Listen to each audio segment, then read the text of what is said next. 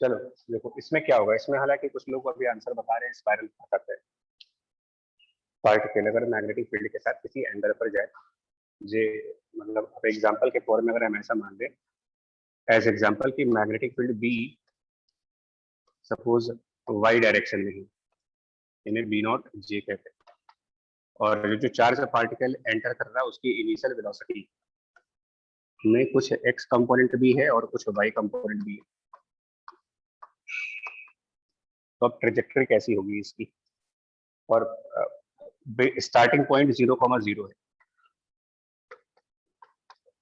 Origin से start करना है।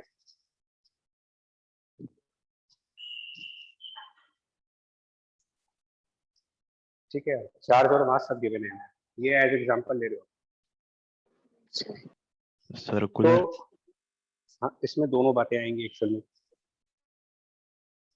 क्योंकि ये पिछले दोनों केसेस का सुपर पोजिशन कह सकते हो ना भाई। हमारा पहला वाला केस था कि जब इनिशियल वेलोसिटी और मैग्नेटिक फील्ड एक दूसरे के पैरेलल हो जाएंगे तो ट्रेजेक्टरी स्ट्रेट बनेगी। और यहाँ एक कंपोनेंट अलोंग है, एक कंपोनेंट हाँ परपेंडिकुलर है, इसलिए दोनों ही यही साथ में यही चल है, रहे हैं।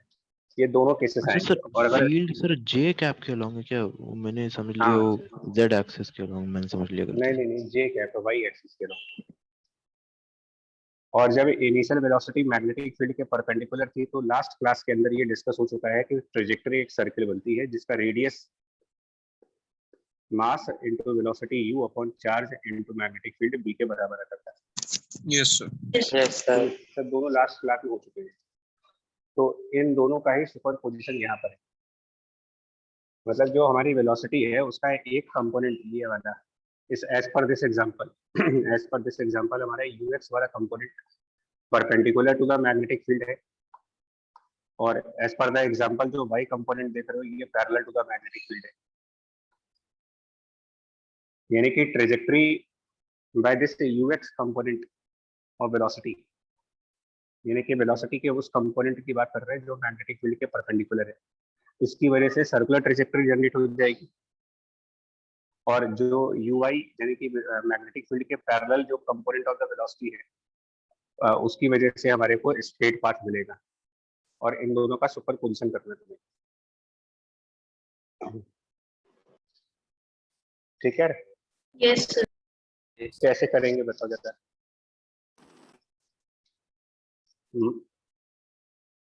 मतलब फॉर एग्जांपल हम कोऑर्डिनेट एक्सेस को ट्राई कर रहे हैं 3 डायमेंशन का व्यू देने का। अब आपके स्क्रीन पर कैसा दिख रहा है मुझे आइडिया नहीं। ये एक्स एक्सेस मान लेते हैं, ये वाई एक्सेस और ये जेड एक्सेस मान लेते हैं।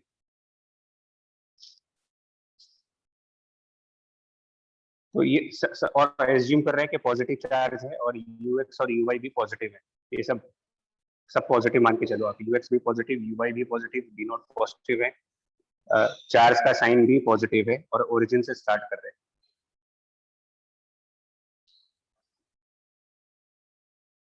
तो ये जो यू वाई वाला कंपोनेंट है इसकी वजह से कैसा पाथ फॉलो होगा, मतलब फर्दर टाइम नहीं, Straight अगर आप line. इसको इग्नोर कर दें, इसको इग्नोर कर दें स्ट्रेट तो लाइन इसकी straight straight line line straight line कौन से डायमेंशन में सर। है इसकी। Wide y direction y y positive. Y direction. हाँ, तो इसका मतलब वेलोसिटी का जो यू वाई कंपोनेंट है ये तो हमें एक स्ट्रेट लाइन पाथ प्रोवाइड करेगा अलोंग दिस वाई एक्सिस। और अगर हम यूएक्स की बात करें यानी कि यूवाई को इग्नोर कर लें, अगर इसको इग्नोर कर दें और यूएक्स की वजह से बात करें तो इसकी वजह से सर्कल बनेगा। तो जो वेलोसिटी का एक्स वाला कंपोनेंट है जरा एक बार ये बताइए कि वो सर्कल कौन सी प्लेन में बनेगा। सपोज यूएक्स इस तरफ है सर ना, x y u x x Y plane में ही बनेगा एक सर्किल। चीज देखो मैं बता So दूं, YZ, आप so लास्ट YZ. सर्किल हमेशा मैग्नेटिक फील्ड के अराउंड बनता है, ये ध्यान रखना हमेशा। सर्कुलर मोशन जो भी होगी वो हमेशा मैग्नेटिक फील्ड वाली डायमेंशन के अराउंड, यानी मैग्नेटिक फील्ड अगर वाई एक्सिस की तरफ है तो सर्कुलर मोशन वाई एक्सिस के अराउंड होगा, और वाई एक्सिस के अराउंड सर्कुलर मोशन मतलब जेड एक्स जेड प्लेन में। ये हमेशा ध्यान रखिएगा। सर्कुलर मोशन जो भी होगा वो around the line of magnetic field. अब इसमें हम लोगों ने लास्ट क्लास में एक बात बताई थी कि इनिशियल मोमेंट पर अगर आप फोर्स का डायरेक्शन चेक करिए, जो वेलोसिटी का एक्स वाला कंपोनेंट है, इसके और मैग्नेटिक फील्ड की वजह से जो फोर्स जनरेट होगी वी क्रॉस बी वाले कंसेप्ट से, तो I cap and cross J cap, V cross B करिए, I cross K J, cap यानी कि फोर्स की डायरेक्शन के कैप, यानी कि पॉजिटिव जेड एक्सिस की तरफ फोर्स लग रही है और फोर्स टुवर्ड्स सेंटर होना चाहिए। तो पॉजिटिव जेड एक्सिस की तरफ अगर फोर्स लग रही है, इसका मतलब सर्किल का centre point positive Z axis पर होगा कहीं। Yes, sir. तो अगर अगर टाइम बिंग आप ऐसा मानो कि इसमें वाई कंपोनेंट ना होता, सपोज दैट कोई वाई कंपोनेंट होता ही नहीं, तो हम बड़े आराम से इसकी ट्रेजेक्टरी ड्रॉ कर लेते। Yes, sir. जैसे सेंटर पॉइंट के सर्कल अराउंड बना देते। सर्किल बनता है और वो सर्किल इस सेंटर के अराउंड होता है, यानी कुछ ऐसे चल करके पार्टिकल जो है अपना एक कंप्लीट सर्किल पूरा कर लेता है ऐसे चल करके। Yes, sir. बट यहाँ पर क्या हो रहा है कि साइमल्टेनियसली सर्कुलर मोशन करने के साथ साथ उसको एक और मोशन ऊपर करनी है भी यहाँ पर, जा रहा है वो। है ना। उसके साथ साथ साइमल्टेनियसली इसके पास एक वाई डायरेक्शन में वेलोसिटी है, जिस वजह से ये parallel to the y axis ऊपर भी चलेगा, मतलब रिवॉल्व तो स्प्रिंग करने के बनाता साथ साथ चला ऊपर जा जाएगा। रहा है जैसे। बिल्कुल बिल्कुल, जैसे हम मॉल की पार्किंग में उतरते हैं या मॉल की पार्किंग में चढ़ते हैं तो घूमते घूमते ऊपर आते हैं, Yes, sir. Spiral. बेसमेंट से ऊपर आ गए लेकिन चक्कर लगा लगा करके, तो ये कुछ वैसा ही होगा। यानी ये सर्कुलर मोशन करने के साथ साथ वाई एक्सिस में ऊपर भी आ रहा होगा। तो जब इसका एक रेवोल्यूशन कंप्लीट हो चुका होगा तो ये ओरिजिन से स्टार्ट करेगा, लेकिन आफ्टर वन रिवॉल्यूशन ये ओरिजिन पे नहीं मिलेगा आपको, क्योंकि साइमल्टेनियसली ये वाई एक्सिस पे ट्रेवल हो रहा है। तो एक रिवॉल्यूशन कंप्लीट होगा इस सेंटर के around, at the end of one revolution ये वाई एक्सिस में कुछ ऊपर की तरफ शिफ्ट हो चुका होगा। Yes, sir. स्प्रिंग जैसी चीज होगी। Yes, sir. और एक रेवोल्यूशन कंप्लीट करने में स्टार्टिंग पॉइंट से नेक्स्ट पॉइंट जो ये वाई एक्सिस को टच कर रहा है ना ड्यूरिंग वन रेवोल्यूशन, इसको एक नाम भी देते हैं। ये जो डिस्टेंस आएगी pitch हाँ पी से, और पिच डिनोट करते हैं। पिच आप लोगों ने स्क्रू गॉस में भी पढ़ रखा है कि पिच क्या होती है। ये स्क्रू जैसा होगा, स्क्रू जैसा मोशन होता है, जैसे स्क्रू को टाइट करते हैं या वहाँ लूज पे करते सर हैं। दो स्क्रू के ग्रूव्स के बीच में जो होता है स्पेस से पिच। तो स्क्रू का मोशन भी तो ऐसे ही होता है ना, टाइट करते हैं तो वो घूमता भी और अंदर भी जाता है, या लूज करोगे तो वो घूमता भी रहेगा और साथ में बाहर भी आएगा। तो वैसा ही कुछ मोशन ऐसा इस तरीके का है, स्क्रू टाइप का।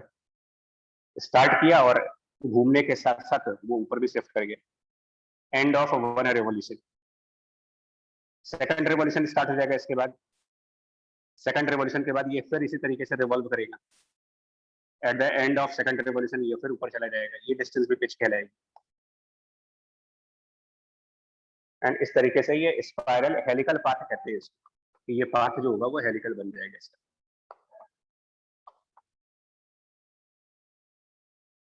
यहाँ तक ठीक है, समझ आया चीज? Yes, sir. तो जैसे डीएनए में कहते हैं डबल हेलिक्स वैसा ही, होता हाँ है। बिल्कुल हेलिकल टाइप की। स्क्रू जैसा याद रखिएगा कि स्क्रू को एक टर्न घुमाने पर वो कितना इनसाइड गया या कितना आउटसाइड आया, वो उसकी पिच कहलाती है। एनीवे नाउ नेक्स्ट पॉइंट पे आओ। कुछ बेसिक चीजें पूछी जाती हैं कि ये पिच कितनी होगी। पिच की डेफिनेशन क्या बोल सकते हो?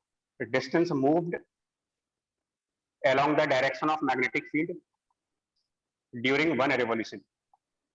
सर वन रेवोल्यूशन के टाइम पीरियड को ui से टाइम फिर पीरियड को रिप्रेजेंट कर देंगे यूआई से सिंपली, मल्टीप्लाई कर प्रोवाइडेड हाँ। ui कांस्टेंट है। तो अभी फिलहाल तो कांस्टेंट मानेंगे ना। नहीं, ui कांस्टेंट है मतलब क्या है? ui तो इनिशियल वेलोसिटी का कंपोनेंट है, वो तो कांस्टेंट ही रहेगा। नहीं सर, मैं कह रहा हूँ कि टाइम के साथ साथ ui चेंज ना हो। मान लीजिए वाई में अगर एक्सेलरेट Yes, कर sir. एक्सेलरेटेड मोशन कह रहे हो आप? Yes sir. वो सब नहीं अभी ले रहे हैं, जैसे स्टार्टिंग केसेस हैं तो वो सब नहीं कंसीडर कर रहे हैं। वो बात थोड़ी सही है। वैसे टाइम पीरियड का फॉर्मूला लास्ट क्लास में डिस्कस हुआ था कि this is 2 pi m upon qb, जिसमें हमने साफ साफ कहा था कि ये स्पीड के इंडिपेंडेंट होता है। Yes, sir. Yes, sir. मतलब अगर टाइम t इक्वल टू 0 पर इसने मोशन स्टार्ट किया था तो नेक्स्ट टाइम ये y एक्सिस को जब टच कर रहा होगा तो वो time t equal to capital T होगा। अगली बार जब ये वाई एक्सिस को टच करेगा तो वो time 2 times of capital T होगा, क्योंकि ये 2 रिवॉल्यूशंस कंप्लीट कर चुका होगा।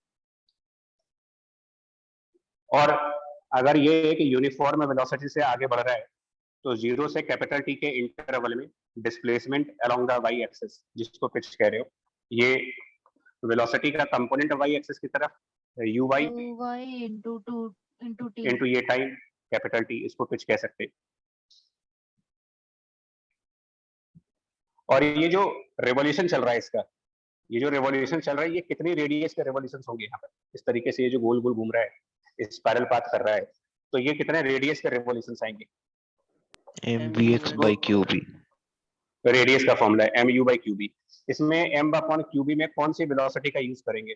रेवोल्यूशन तो जो वेलोसिटी के टेंजेंशियल हो सर हर एक ux सर्कल वाली, Tangential ux value का जो सर। है ux, UX। मतलब मैग्नेटिक, मतलब कि मैग्नेटिक फील्ड के परपेंडिकुलरली जो कंपोनेंट होगा वेलोसिटी का, वो रखेंगे। मैं इस वर्ड को से बोला ना, आप कुछ लोग इसको ux समझ लेते हैं, ux जरूर थोड़ी है। अगर यहाँ आई कैप होता, मैग्नेटिक फील्ड आई कैप होता, तो यहाँ पर हम यू वाई लिख रहे होते और यहाँ यूएक्स लिख रहे होते। तो सर टैंजेंट पे कौन है वो देख के बता दें। फील्ड के परपेंडिकुलर, मतलब रेडियस की एक्सप्रेशन में वेलोसिटी का वो कंपोनेंट रखना है जो मैग्नेटिक फील्ड के परपेंडिकुलर होगा। और पिच को कैलकुलेट करते समय वेलोसिटी का वो वाला कंपोनेंट यूज करना है जो मैग्नेटिक फील्ड के पैरेलल है।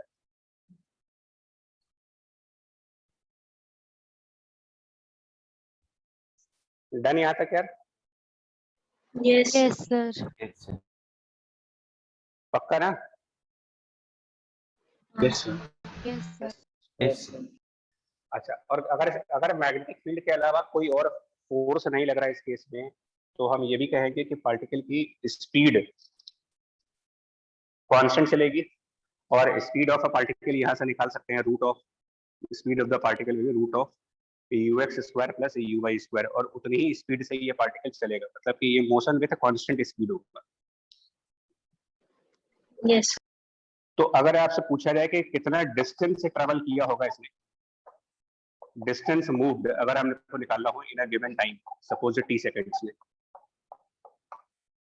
Sir speed into sir time उसको कर टाइम देंगे पीरियड से डायरेक्ट। डिवाइड कर। डिस्टेंस सर तो direct speed speed into into time time, कर देंगे। Yes sir. Yes, sir. ये मोशन विद कांस्टेंट स्पीड है, बट स्ट्रेट लाइन पर ना होकर के स्पाइरल पाथ चल रहा है। तो डिस्टेंस का कैलकुलेशन किसी भी ट्रेजेक्टरी पे करने के लिए स्पीड को टाइम से मल्टीप्लाई करोगे। Speed is the modulus of vector U, तो mod of U vector multiplied by the time T, इससे हम निकाल सकते हैं कितना डिस्टेंस कवर किया होगा इसने। Yes. क्योंकि ये चैप्टर बेसिकली काइनेमेटिक्स पे है, तो ये हमें मतलब मैग्नेटिज्म सर का हेलिक्स का पूरा लेंथ देगा ना, मतलब ये। लेंथ मतलब ये जो पाथ ट्रेवल हो रहा है, इस पाथ की लेंथ निकाली है। Yes sir. ये ये घूमता पूरी लेंथ घूमता तो ऊपर मतलब जा रहा है। इंक्लूडिंग द पार्ट जहाँ पे हेलिक्स अपना नेचर चेंज कर रहा है, मतलब दूसरे सर्कल पे जा रहा है। हाँ जी बिल्कुल, यस। सब कुछ।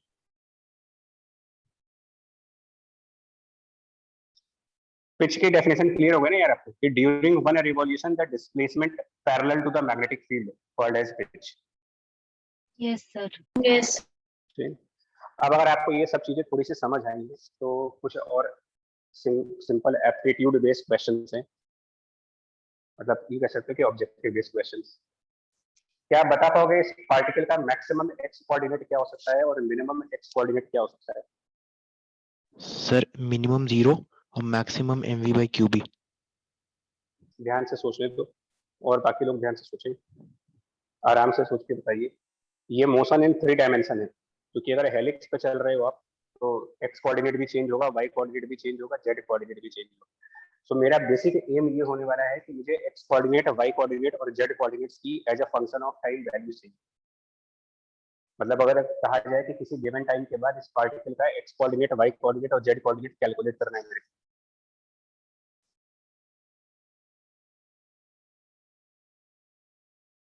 और उससे पहले एलिमेंट्री लेवल के क्वेश्चंस में ये पूछा जाता है कि बताइए मैक्सिमम एक्स कोऑर्डिनेट क्या होगा, मिनिमम एक्स कोऑर्डिनेट क्या होगा, maximum Z coordinate, minimum Z coordinate, इस तरीके से। तो हमने आपसे कहा कि इसको सुपर पोजिशन मेथड से करने में फायदा है। सुपर पोजिशन मेथड क्या है यहाँ पर वो देखो।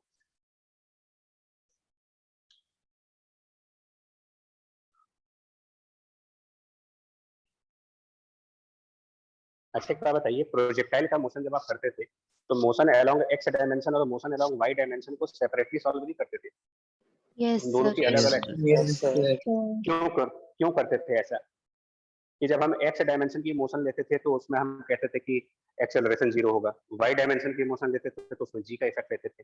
हम एक्स और वाई डायमेंशन के मोशन को सेपरेटली डील कर पाते थे क्योंकि फिजिक्स ये कहती है कि motion in two perpendicular dimensions are always independent to each other. मतलब कि एक्स डायमेंशन के अलोंग इनिशियल वेलोसिटी और एक्स डायमेंशन के अलोंग जो एक्सेलरेशन होगा उसका वाई डायमेंशन के मोशन में कोई इफेक्ट नहीं आता, और वाई डायमेंशन पे जो इनिशियल वेलोसिटी और एक्सेलरेशन होंगे उनका एक्स डायमेंशन पे कोई इफेक्ट नहीं आएगा। इंडिपेंडेंट मोशंस होती हैं, इसीलिए दोनों को अलग अलग सॉल्व करते हो, अलग अलग इक्वेशंस बनाते हो। तो जो वेलोसिटी का वाई कंपोनेंट है ये हमें कौन से डायमेंशन में मोशन प्रोवाइड कर रहा है, इसकी वजह से मोशन कौन सी डायमेंशन में हो रही है, एक्स डायमेंशन में, वाई डायमेंशन में, Y वाई डायमेंशन और वेलोसिटी के एक्स कंपोनेंट की वजह से मोशन कौन से डायमेंशन में हो रही एक्स है। तो जेड एक्स प्लेन में किसी भी डायरेक्शन में आप चलोगे वो वाई डायमेंशन के तो परपेंडिकुलर ही होगा, यस सर Yes, sir. यानी motion by the y component of the velocity and motion by the x component of the velocity independent motion माने जाएंगे। तो हम इनको इंडिपेंडेंटली सॉल्व भी कर सकते हैं। क्या Yes. मतलब हुआ? Yes, sir. सुनिएगा, इंडिपेंडेंटली सॉल्व कर सकते हैं, इसका क्या मतलब हुआ वो देखो।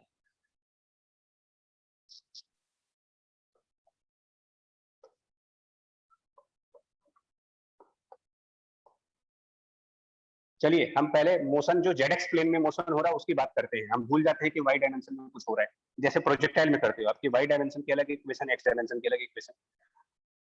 तो जेड एक्स प्लेन में किस टाइप का मोशन हो रहा है ये बताएं। Circular Circular. सर्कुलर। तो सर उसका वैसे स्टार्टिंग किसका पॉइंट मिनिमम मैक्सिमम पूछा था आपने? सभी का, एक्स वाई जेड। ओके चलिए 0,0 से स्टार्ट किया। जेड एक्स प्लेन में इनिशियल वेलोसिटी है यूएक्स। हम लोगों ने v क्रॉस b से ये चेक कर लिया था कि सेंटर इसका पॉजिटिव जेड एक्सिस पे जाएगा। तो अगर टेम्पररली आप इस y कंपोनेंट को भूल जाएं, टेम्पररली भूल जाओ कि y कंपोनेंट है, तो फिर सर्कुलर मोशन होगा ये। Yes. उस सर्कुलर मोशन में ड्यूरिंग अ टाइम t इसका जो एंगुलर डिस्प्लेसमेंट होगा वो ओमेगा इंटू टी होगा। Yes, sir. ओमेगा हम ऑलरेडी प्रीवियस क्लास में कह चुके हैं कि ओमेगा की वैल्यू क्यूबी अपॉन एम होती है। Yes, sir. और स्पीड हमेशा यूएक्स ही रहती है हमारी। Yes sir Yes. ये डिस्टेंस हमारा रेडियस होता है जिसका फॉर्मूला आपको पता है mv बाई क्यूबी से।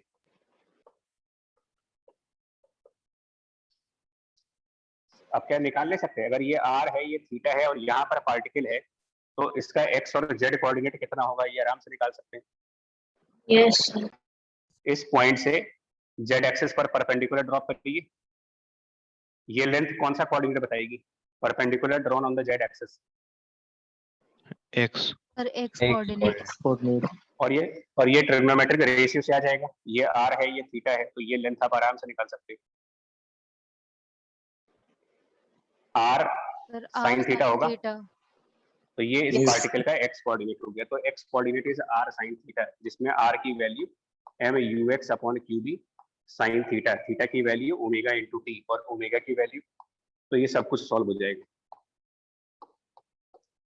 मैंने कहा तो लास्ट क्लास में भी कहा था कि नॉन कैलकुलस मेथड्स आपको पढ़ने हैं, आराम से कोऑर्डिनेट्स निकाल सकते हैं बिना किसी काइनेमेटिक्स में गए, बिना किसी कैलकुलस में गए। और ये जो तो यहाँ से हमने परपेंडिकुलर ड्रॉप किया, ये लेंथ हमको एक्स कोऑर्डिनेट बताएगी, और ये वाली लेंथ जो ओरिजिन से यहाँ तक की आएगी परपेंडिकुलर तक की, परपेंडिकुलर के फुट पॉइंट तक की ये लेंथ इसका जेड कोऑर्डिनेट होगी। Yes sir Z Yes. Coordinate और ये length r minus r cos omega T होगी, r minus r cos theta. तो वो जेड कोऑर्डिनेट हो गया है r minus r cos omega T. तो r को बाहर रखा हुआ है, 1 माइनस cos, अभी इसको ओमेगा टी लिख दे रहे हैं, स्पेस कम है यहाँ पर, ओमेगा रिप्लेस कर लेना इसमें। Yes, sir. तो आंसर भी मिल गया यार, x का मैक्सिमम कोऑर्डिनेट क्या आएगा, r के बराबर और मिनिमम माइनस r के बराबर, बिकॉज साइन फंक्शन की मिनिमम वैल्यू -1, मैक्सिमम वैल्यू +1, तो x की maximum value +r, minimum value -r। z coordinate की मैक्सिमम वैल्यू और मिनिमम वैल्यू के लिए cos की मिनिमम और मैक्सिमम मैक्सिमम सर वैल्यू को 2 mvx/q भी हो जाएगा और minimum minimum MUX by yes Q। Sir minimum 0 आएगा, cos 0 आएगा -1 से सर +1 के बीच मिनिमम में। 0 आएगा। तो मिनिमम z कोऑर्डिनेट 0, इसका मतलब z एक्सिस के नेगेटिव साइड पर पार्टिकल कभी नहीं जाएगा। ये मैक्सिमम और ठीक है। मिनिमम तो सर लॉजिकली भी देख के बता सकते हैं। वही तो मैंने पहले पूछा था आप लोगों से कि इसको हम वैसे बता सकते थे कि जब ये यहाँ से अपना सर्कुलर मोशन स्टार्ट करेगा तो एक चक्कर लगाने के बाद तो ये वापस इसी पॉइंट पर आएगा। ये सर तो वो negative 2r और Yes. r हो जाएगा मैक्सिमम मिनिमम। तो ये डायमीटर हो गया maximum, yes sir. Yes sir, वो और क्योंकि सेंटर z एक्सिस पर है और तो प्लस इधर की तरफ रेडियस times r हो माइनस जाएगा। रेडियस तक जा रहा है ये सर्कल। यही मैं बोल रहा था आपसे कि ये हम वैसे ऑब्जर्वेशन से बता सकते थे। एनीवे सब्जेक्टिव क्वेश्चन भी तो हो गया ना, हम कोऑर्डिनेट्स को भी तो आराम से निकाल सकते हैं, यस सर।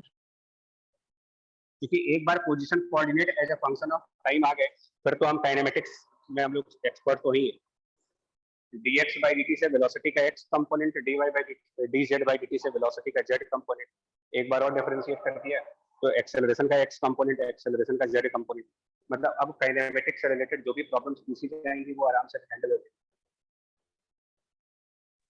सर हाँ सर ये इक्वेशंस वाला पार्ट एक मिनट ब्रीफ से बता दीजिए, मेरा नेट सर डिस्कनेक्ट हो गया।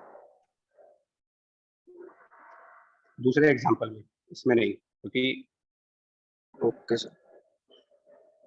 इसमें भी नहीं। तो y कोऑर्डिनेट ये तो हो गया, जो वेलोसिटी का x कंपोनेंट था उसकी वजह से सर्कुलर पाथ आया था। सर्कुलर पाथ होने की वजह से पार्टिकल ने t टाइम के अंदर ओरिजिन से ओमेगा इंटू टी का एंगुलर डिस्प्लेसमेंट किया।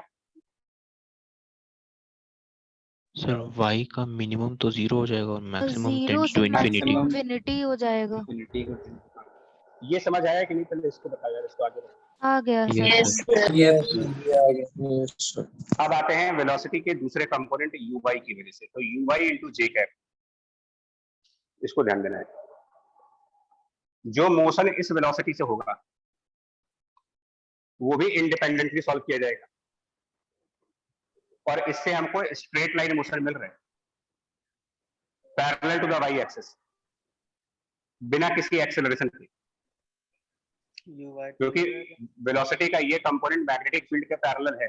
तो मैग्नेटिक फील्ड की वजह से इस तरफ तो फोर्स आएगी नहीं कोई वाई डायमेंशन में। तो वाई डायमेंशन में एक कांस्टेंट वेलोसिटी से चलता रहेगा पार्टिकल।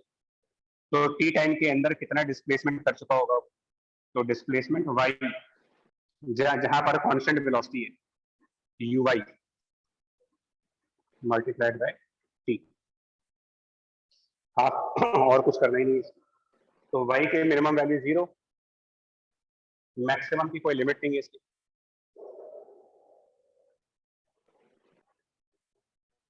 बोलो यहाँ पे क्या। Yes sir. Yes, sir. Yes sir. तो ये यस तो बोल रहे हो आप लोग, लेकिन ये बात जो अभी हमने बोली है कि इंडिपेंडेंट मोशंस की इंडिपेंडेंट इक्वेशंस बनाई जाती हैं और इंडिपेंडेंट मोशंस कहे जाते हैं टू परपेंडिकुलर डायमेंशंस के।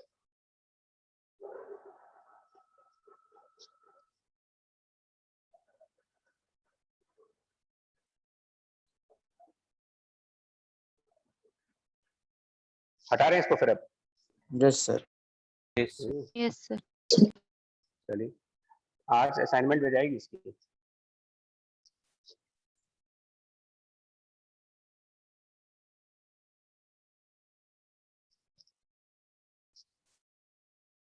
तो ये तीनों केसेस हो गए जिसमें मोशन अंडर मैग्नेटिक फील्ड था। अब आता है इसका और थोड़ा सा एडवांस वर्जन, जहां पर कि इलेक्ट्रिक और मैग्नेटिक फील्ड दोनों की अगर प्रेजेंस होगी तब।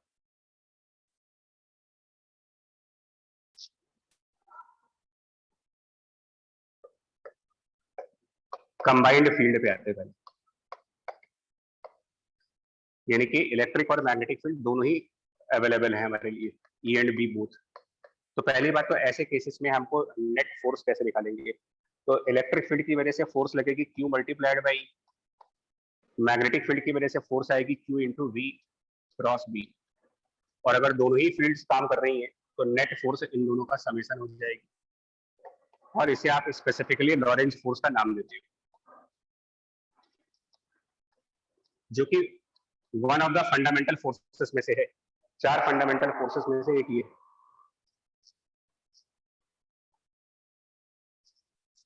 चार याद दिलाएं आपको, कौन से 4 फंडामेंटल फोर्सेस बताए गए? No sir. Gravitational fundamental force है, यस। दूसरा फंडामेंटल फोर्स पढ़ाया गया था आपको electromagnetic force. Strong nuclear weak strong nuclear weak nuclear strong nuclear. ये आपका वो सेकंड फंडामेंटल फोर्स है। Lorentz force is the fundamental force, electromagnetic इसका expression QE + QV cross.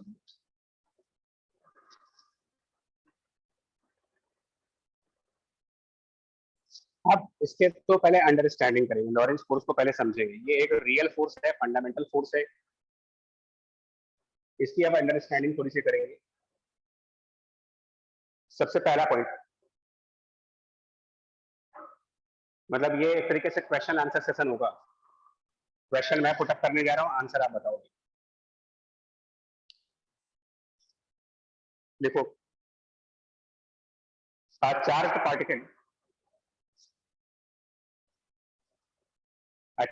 particle moves with constant velocity. A charged particle moves with constant velocity through a space.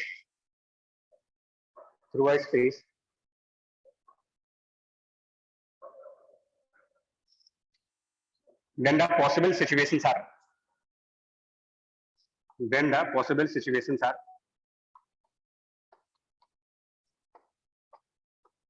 बताएं, ये option है।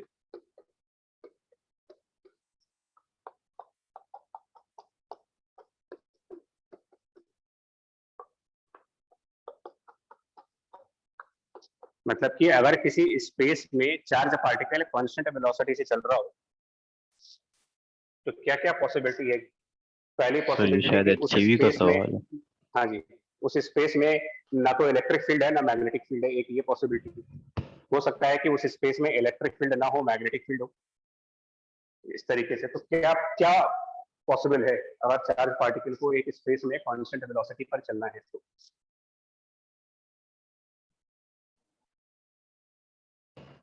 Sir a और B हो सकते sir a और b. Yes sir. Yes sir, Newton law AB याद हो करिए, न्यूटन लॉ। अच्छा, उस स्पेस में ग्रेविटी वैग्रेविटी कुछ नहीं है, ध्यान रखना, मतलब कोई ग्रेविटी का इफेक्ट नहीं रहने, वरना आंसर बदल जाएंगे पूरे। सर क्वेश्चन ये है ना कि उसकी कांस्टेंट वेलोसिटी रहनी चाहिए। कांस्टेंट वेलोसिटी रहने के लिए इनमें से क्या पॉसिबल है, या फिर ये कह लीजिए कि इनमें से कौन सा कॉम्बिनेशन कांस्टेंट वेलोसिटी दे सकता है? A और B हो जाएगा।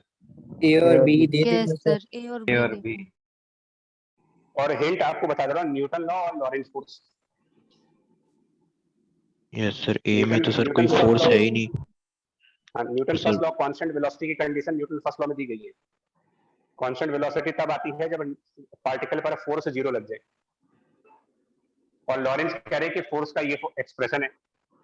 तो कुल मिला के आपको ये पता लगाना है कि इनमें से कौन सा वो कॉम्बिनेशन है जिससे कि ये पूरा एक्सप्रेशन 0 आ जाए। ए और तो बी। ए और तो 100% होगा। यस ये तो ऑब्वियस है, बिकॉज अगर E और B दोनों 0 है तो फोर्स 0 हो गई, न्यूटन फर्स्ट लॉ जिंदाबाद, पार्टिकल कांस्टेंट वेलोसिटी चलेगा।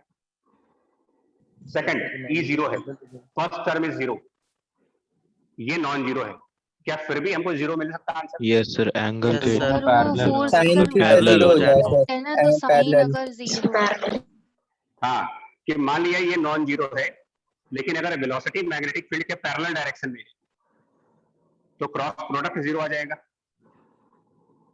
एंड E ऑलरेडी 0 है, तो पॉसिबल है कि इसके अंदर भी फोर्स 0 आ जाए।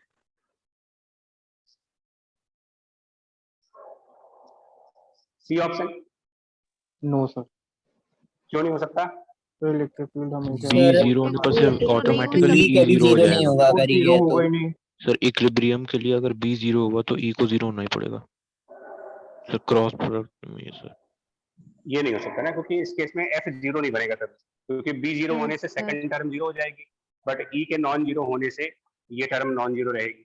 तो नॉन जीरो फोर्स लगेगा तो कांस्टेंट वेलोसिटी हो सकती है, डी नहीं हो सकता। सर हो सकता है अगर हम लोग का सर हो सकता है सर, अगर opposite और opposite QE direction में opposite लगेंगे आ गए तो तो हो बी सकता क्रॉस है। बी दोनों बराबर और अपोजिट हो जाए तो हाँ, क्या दो नॉन जीरो वेक्टर का सम जीरो नहीं आ सकता क्या? आ सकता है सर। ऑपोजिट डायरेक्शन ऑपोजिट में। डायरेक्शन में Yes. Provided E vector B cross V के बराबर होना चाहिए बस। हाँ, तो पॉसिबिलिटी की बात कर रहे हैं।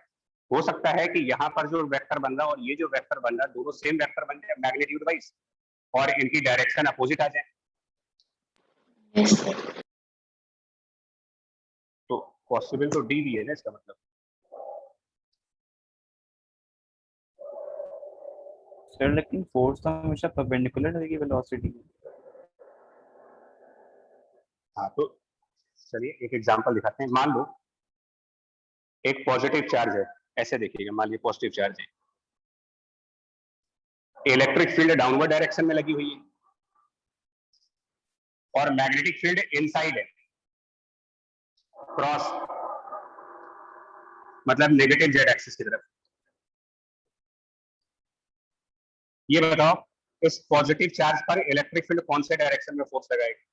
डाउनवर्ड। नेगेटिव जेड एक्सिस की डायरेक्शन और ये पॉजिटिव चार्ज की वेलोसिटी एक्स एक्सिस की तरफ है, तो इलेक्ट्रिक फील्ड की वजह से पॉजिटिव चार्ज पर फोर्स नीचे लगा Q into E का, Yes, sir.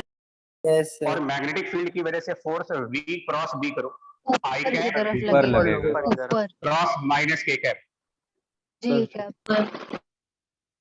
तो अगर हम एक ऐसी वेलोसिटी प्रोवाइड कर दें, इतने वेलोसिटी का वो मैग्नीट्यूड दे दें जिससे कि QVB और QE आपस में कैंसिल कर दें, नेट फोर्स जीरो, आराम से चलता रहेगा straight line.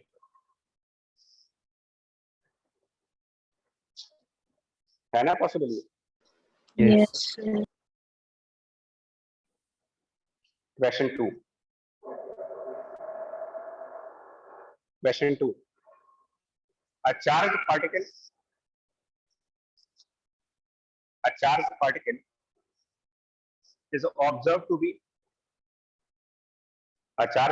is observed to be moving at a constant speed.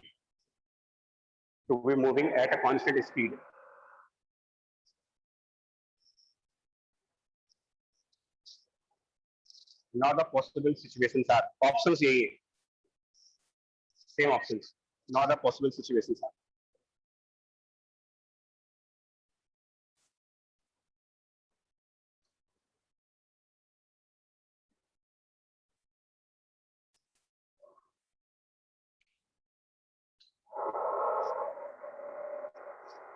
बताएं।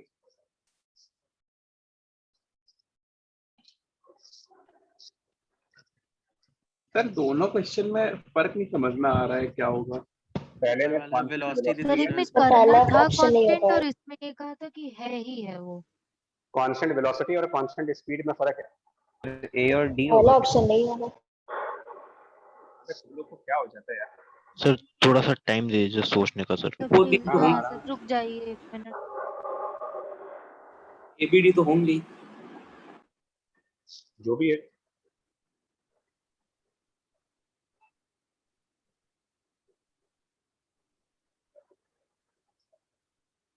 सर इसमें तीनों होंगे मुझे लग रहा है, मतलब चारों, सॉरी चारों, मतलब यस सर, चारों आ रहे हैं। चारों ही होंगे। चारों ही होंगे सर पहले इसमें। तुमको सॉरी वेलोसिटी और स्पीड में डिफरेंस होता है कुछ कि नहीं होता है?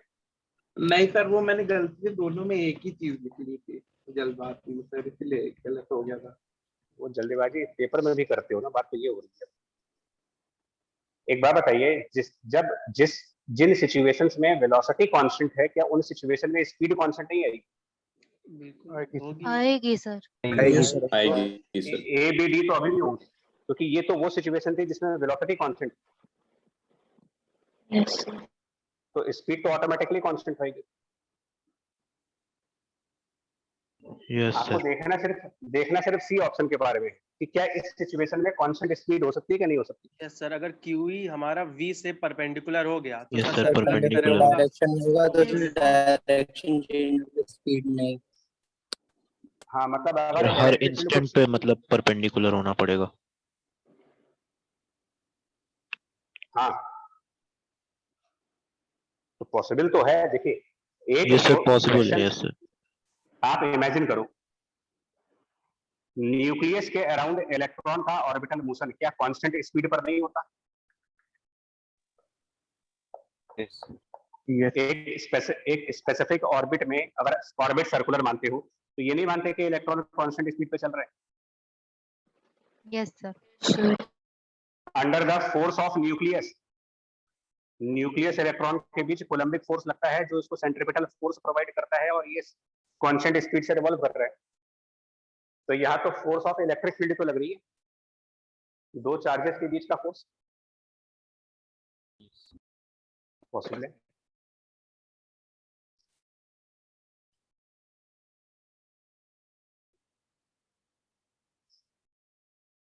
आई बस में चारों ऑप्शंस पॉसिबल हैं।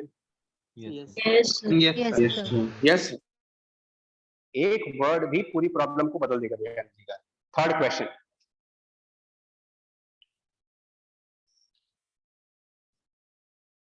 Charge particle is moving at constant speed, charge particle is moving at constant speed and given that the fields are uniform, given that the fields bracket में if present, अगर फील्ड है, fields bracket में if present are uniform, अब बताइए कौन से option possible है? ABD होगा केवल। Yes, देखने sir. में yes, second third ABD। Question same लग सकता है आपको कि यार ये क्या क्योंकि सर बेवकूफी हुई। थर्ड क्वेश्चन में अगर हर इंस्टेंट पे वो परपेंडिकुलर हो जा रहा है तो फील्ड लाइंस यूनिफॉर्म नहीं बनेंगी सर, अलग अलग डायरेक्शन को। डायरेक्शन हर समय चेंज होता रहेगा। Yes sir. इसलिए सिर्फ ABD होगा। यूनिफॉर्म फील्ड, न्यूक्लियस का जो मैंने एग्जांपल दिया उसमें फील्ड यूनिफॉर्म नहीं हो सकती।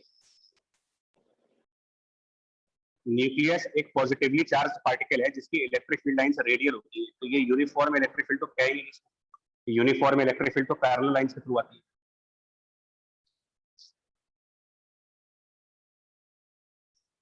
यूनिफॉर्म इलेक्ट्रिक फील्ड किसको कह सकते हो आप? जो पैरेलल लाइंस के थ्रू। पैरेलल क्या बीम। तो क्या ऐसे में भी ये पॉसिबिलिटी है कि पार्टिकल कांस्टेंट स्पीड पर चले?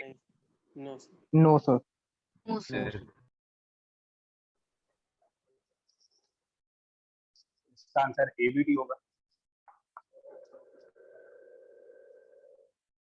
तो मैं इसलिए ये क्वेश्चन करा दे रहा हूँ ना कि इन क्वेश्चंस में लोग ओवर एक्साइटमेंट में गलत कर जाते हैं, मतलब प्रॉपरली क्वेश्चन को पढ़ा नहीं और कुछ भी टिक करके चले गए। Last question, if a particle moves on the straight path, if a particle moves on a straight path,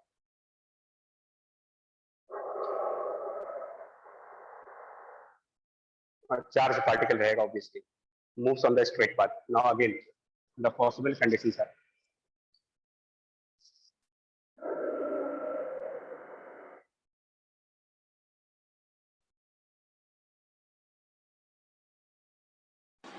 चारों भाई एबीडी तो सब में होना है क्योंकि एबीडी वो यस सर, condition है ABD सब में होगा। चारों क्योंकि इनमें तो वेलोसिटी कांस्टेंट है, उसमें स्पीड भी कांस्टेंट आएगी, पाथ भी स्ट्रेट रहेगा, Yes, sir. तो ये तो सभी में रहने हैं। आपको सारा दिमाग लगाना है सी ऑप्शन पर। क्या इलेक्ट्रिक फील्ड की प्रेजेंस में स्ट्रेट पाथ पॉसिबल है? Yes yes yes sir.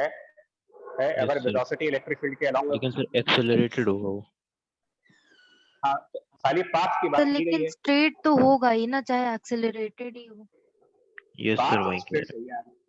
हाँ, इसमें भी सी ऑप्शन आएगा। तो इस तरीके के एलिमेंट्री क्वेश्चन थोड़ा सा केयरफुल होकर के आंसर देना।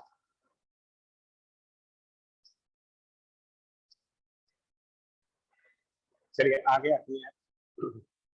नेक्स्ट पॉइंट है, थ्योरेटिकल क्वेश्चन है, क्या Lorentz force frame of reference पर डिपेंड करेगा?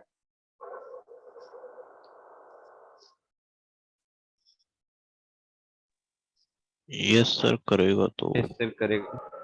यस सर करना चाहिए। लॉरेंज फोर्स रेफरेंस फ्रेम पर डिपेंड करने वाली चीज है या नहीं? करेगा सर। मतलब कि करेगा वेलोसिटी अगर तो करेगा वेलोसिटी अगर Velocity का हमारा इंडिपेंडेंट answer है तो ये पूरा डिपेंड करेगी तो इस पर मतलब कि अगर एक स्टेशनरी ऑब्जर्वर किसी चार्ज पार्टिकल के मोशन को ऑब्जर्व करे और एक रनिंग ऑब्जर्वर किसी चार्ज पार्टिकल के मोशन को ऑब्जर्व करे, तो दोनों ऑब्जर्वर्स के ऑब्जर्वेशंस में जो लॉरेंज फोर्स का वैल्यू मिलेगा वो डिफरेंट होगा या सेम होगा? अलग अलग मिलेगा different मिलेगा sir. डिफरेंट हो अगर कुछ वो डिफरेंट नहीं। सर हाँ जी, सर इंडिपेंडेंट हो सकता है कि नहीं सर, मतलब करेगा तो सर डिपेंड, बट किसी स्पेशल केस में इंडिपेंडेंट हो सकता है ना अभी मुझे सर। कुछ नहीं जैसे पता, मान मैं तो लीजिए अभी मैं आंसर दे नहीं रहा, मैं तो तुम लोगों का वेट कर रहा हूँ, तुम लोग आराम से सर, जैसे सर अगर फील्ड यूनिफॉर्म हो सर, और सर अपने मन में दोनों, अभी अपने मन में सोचो, अभी बात बोलो, अभी बाकी लोग को सोचने नहीं, जी सर, इसको लाइव क्लास की तरह चलने दो, क्वेश्चन समझने पहले नहीं। दो पर्सन हैं, एक पर्सन स्टैंडिंग है और एक पर्सन मोशन में। वो दोनों पर्सन एक स्टेशनरी और एक मूविंग सेम चार्ज पार्टिकल को ऑब्जर्व कर रहे हैं under electric and magnetic field. तो क्या उन दोनों के हिसाब से लॉरेंस फोर्स का जो कैलकुलेशन होगा वो डिफरेंट अमाउंट का होगा, डिफरेंट डायरेक्शंस का होगा, या दोनों कहेंगे कि यार सेम लॉरेंस फोर्स लग रही है? सर लॉरेंस फोर्स तो एक हमेशा सेम ही होनी चाहिए ना सर। वो तो हम लोग की जो स्यूडो फोर्स लगाएंगे उसके हिसाब से उसको जब दूसरा जो देख रहा होगा उसको लगेगा कि इस तरह से मूव कर रहा है, लेकिन एक रियलिटी में तो हमारी फोर्स तो सेम ही रहनी चाहिए, जहां तक मुझे ऐसा लग रहा है। तो वही जैसे मैकेनिक्स सर का वहाँ पे concept है। भी स्यूडो यस फोर्स सर का वही कॉन्सेप्ट था सर कि सर, लेकिन तो अगर ये पूछे कि लॉरेंस फोर्स की एग्जैक्टली वैल्यू क्या रहेगी तो सर वो तो सेम रहेगी ना दोनों के लिए ही। ठीक है, यस नहीं ये आइडिया क्यों आता है जानते हो? क्योंकि यहाँ पर एक टर्म दिखता है वेलोसिटी का, और वेलोसिटी फ्रेम पर डिपेंड करने वाली चीज है। तो इसका आंसर मैकेनिक्स में था। पार्टिकल के मोशन में कौन सी ऐसी चीज होती है जो रेफरेंस फ्रेम पर डिपेंड करती है, कौन सी चीज ऐसी होती है जो रेफरेंस फ्रेम पर डिपेंड नहीं करती है। और इसके लिए हमारे पास एक बहुत सिंपल एग्जांपल जो हमेशा कोट करते हैं हम, लिफ्ट वाला एग्जांपल, जो क्लास 11th का सबसे फेमस एग्जांपल है कि अगर ये एक्सेलरेट कर रहा हो और इसके अंदर कोई एक पर्सन है मान लें, और वो एक बॉक्स को ऑब्जर्व करे, एम मास की बॉक्स को, और ये इसके ऊपर नॉर्मल रिएक्शन फोर्स कैलकुलेट करे, तो इसके हिसाब से किस तरीके के कैलकुलेशंस होंगे? नॉर्मल को कैलकुलेट करने के लिए क्या करना पड़ेगा? इसका फ्री बॉडी डायग्राम बनाओगे, mg इनर्शियल फ्रेम नॉर्मल, तो इसमें स्यूडो फोर्स भी लगेगी किधर दिखाएंगे स्यूडो फोर्स? Downward. नीचे की Downward. तरफ। दिखाएंगे opposite to the और इनके बीच एक्सेलरेशन के रिलेशन, ऑपोजिट डायरेक्शन में। इन फोर्सेस का रिलेशन कैसे निकालोगे? n is equal to mg plus Balance mg। Stationary है तो क्यों फर्स्ट कर रहे हो लॉ लग फोर्सेस को जाएगा। बैलेंस? क्यों इसके फोर्सेस को बैलेंस क्यों कर रहे स्टेशनरी है तो फर्स्ट लॉ न्यूटन का लग रहा है। हो? हाँ, क्योंकि जहां से ये देख रहा है वहां से ये बॉक्स रुका हुआ है। अच्छा चलिए, सेम बॉक्स को ग्राउंड के फ्रेम से ऑब्जर्व करें, तो ग्राउंड वाले के हिसाब से इसके फ्री बॉडी डायग्राम में सिर्फ mg होगा और नॉर्मल होगा। इसमें तो n zero माइनस है। mg equal to ma हो जाएगा। वो भी अल्टीमेटली लेकिन इसकी फ्रेम में ये बॉक्स एक्सेलरेट हो रहा है। Yes sir. Yes, sir. Yes, ये sir. n equal to mg थोड़ी कहेगा, ये तो कहेगा कि n n minus minus mg mg जो है, इज इक्वल टू ma। तो क्या दोनों के नॉर्मल अलग अलग आएंगे? नहीं सर नहीं सेम sir। आएंगे। Same आएंगे sir. Same. चाहे आप इस फ्रेम से नॉर्मल कैलकुलेट करिए, चाहे इस फ्रेम से नॉर्मल कैलकुलेट करिए, नॉर्मल तो सेम ही आएगा। स्टेट ऑफ मोशन डिफरेंट हो सकती है। इस फ्रेम में ऑब्जेक्ट की स्टेट रेस्ट की है और इस फ्रेम में ऑब्जेक्ट की स्टेट मोशन की है, ये अलग हो सकता है। फ्रेम्स में जाने पर फ्री बॉडी डायग्राम्स अलग हो सकते हैं, बट उन फ्री बॉडी डायग्राम्स में आने वाले रियल फोर्सेस तो सेम आएंगे, अदरवाइज ये रियल क्यों होते sir? Difference between the real and pseudo force, real forces आप किसी भी फ्रेम से कैलकुलेट करोगे सेम आएगा।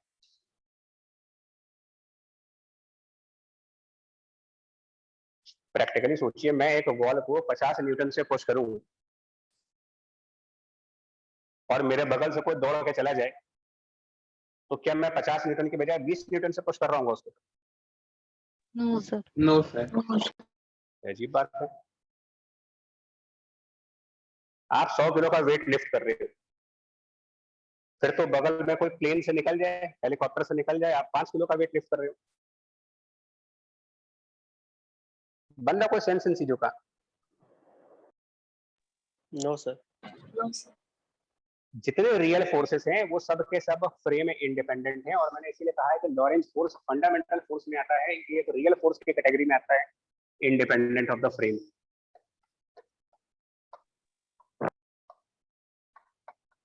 किसी भी रेफरेंस फ्रेम में जाएंगे, चार्ज पार्टिकल का लॉरेंज फोर्स सेम रहना चाहिए।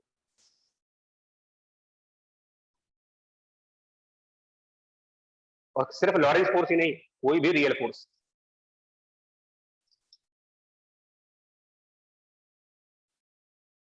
हाँ, ये हो सकता है कि अलग अलग रेफरेंस फ्रेम में जाने पर चार्ज पार्टिकल किसी फ्रेम में रेस्ट पे हो सकता है, किसी फ्रेम में वो सर्कुलर पाथ पे हो सकता है, किसी फ्रेम में वो हेलिकल पाथ पे हो सकता है। पाथ ट्रेजेक्टरी फ्रेम पे डिपेंड करती है, मान लेते हैं।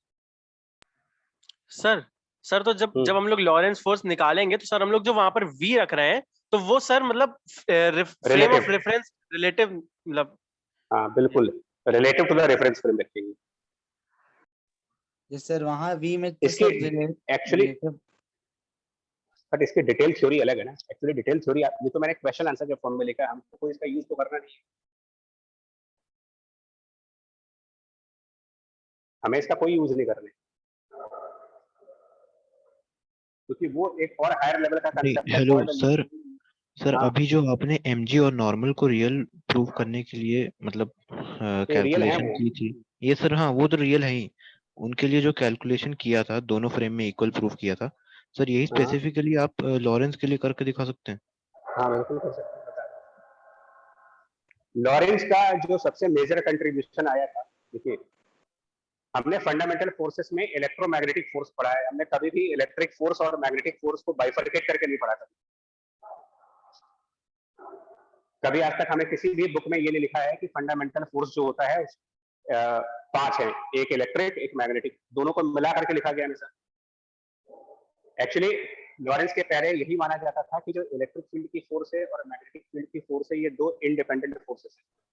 सर वही तो इसका रीजन सर और भी डीप में नहीं जाना चाहिए कि मतलब फील्ड और फ्रेम का भी कुछ डिपेंडेंस आएगा यहाँ पे? तो वो है ना, वही तो समझा रहा हूं। सर इसको ऐसे भी तो कह सकते हैं सर कि अगर वहाँ वी दो इंसानों के लिए अलग अलग है तो वहाँ जो एफ होगा सर, वहाँ पे इसी फॉर्मूले में वहाँ पे हम लोग एक इंसान के लिए कुछ एडिशन भी करेंगे, मतलब अगर उसके वी अलग है सर उसका, तो एक सूडो फोर्स का एडिशन भी करेंगे तो वो काउंटर बैलेंस हो जाता है, आता अल्टीमेटली सेम ही है सर। तो मान लो वो रेफरेंस फ्रेम कांस्टेंट वेलोसिटी पे चल रहा है तो सूडो फोर्स को लगाएंगे। तो सर नहीं, मुझे ऐसा लगता है कि सर अगर हम लोग का रेफरेंस ऑफ फ्रेम मूव कर रहा है तो सर वो ई और बी में मतलब कुछ डिफरेंस हो सकता है। नहीं सर पहली बात सर इसका एप्रोप्रिएट रीजन मैकेनिक्स में है भी नहीं सर। सर पहली बात फील्ड जो होती है ना, इलेक्ट्रिक फील्ड और मैग्नेटिक फील्ड, ये दोनों फ्रेम पे डिपेंडेंट होती हैं। वही बोल रहा हूँ सर, वही बोल। यस सर, लॉरेंस का कंसेप्ट है फील्ड ट्रांसफॉर्मेशन, वो हमारे सिलेबस का पार्ट नहीं है, बट मैं सिर्फ आपको एक बेसिक पॉइंट बताना चाह रहा था यहाँ पर, क्योंकि हमें थ्योरेटिकल क्वेश्चन का आंसर चाहिए था। सर क्योंकि दोनों फील्ड एक दूसरे के बिना एग्जिस्ट ही नहीं करते हैं। राइट। लॉरेंस ने ये कहा था कि इलेक्ट्रिक फील्ड और मैग्नेटिक फील्ड ये अलग अलग नहीं हो सकते कभी।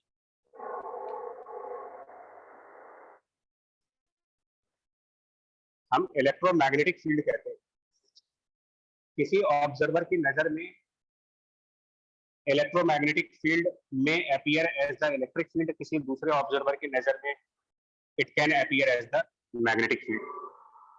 बट ये डिटेल्ड का पार्ट है यार, अभी समझाना बहुत टफ है।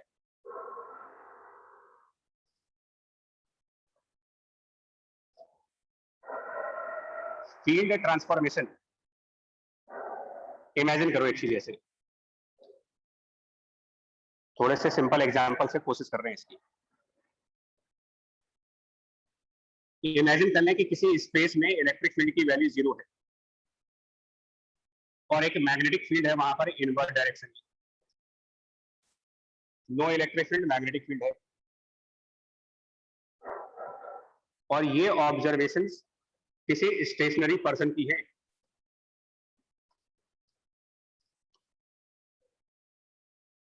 अब ऐसे में यहां पर एक चार्ज पार्टिकल क्यू को हमने कोई वेलोसिटी v प्रोवाइड की, इसके हिसाब से इसके ऊपर क्या फोर्स लगेगी? QVB कोई इलेक्ट्रिक फील्ड नहीं, QV QVB ऊपर की साइड। मतलब इस पर्सन के हिसाब से यूजिंग द लॉरेंज फोर्स ये कहेगा कि पार्टिकल के ऊपर एक फोर्स लग रही है जिसका expression Q into we cross B से QVB आएगा।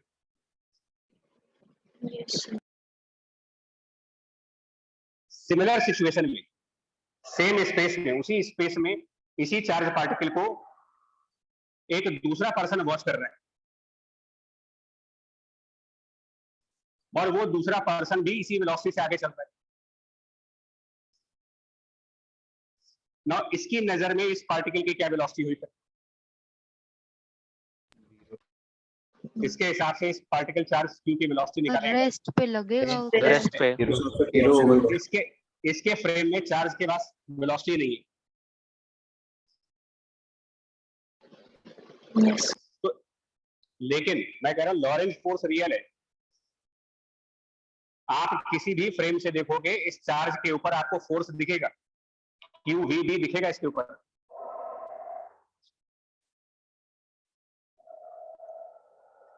बट यही कंट्राडिक्शन है कि जब इसके हिसाब से ये पार्टिकल रेस्ट पे है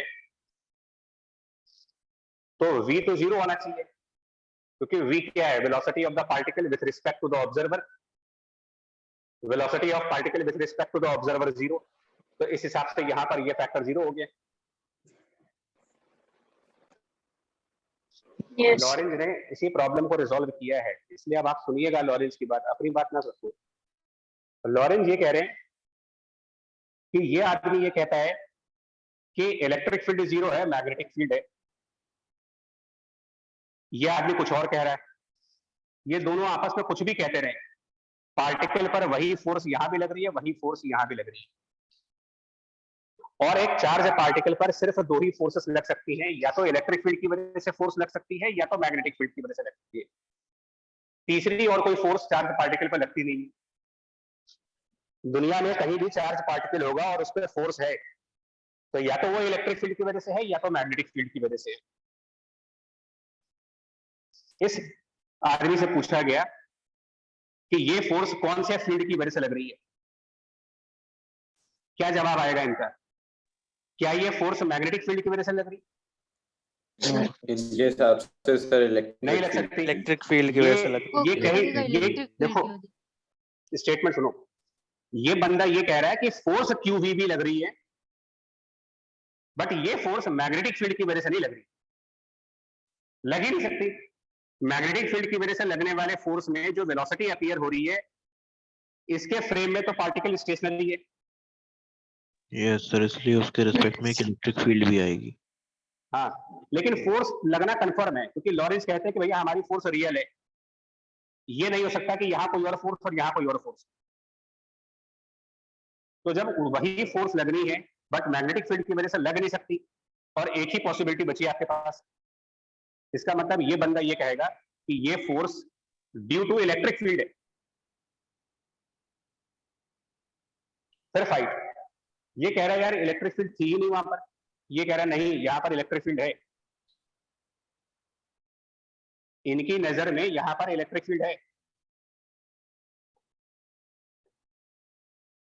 और इनकी नजर में यहां पर वाई डायरेक्शन में इलेक्ट्रिक फील्ड है जिसकी वैल्यू V इंटू बी है।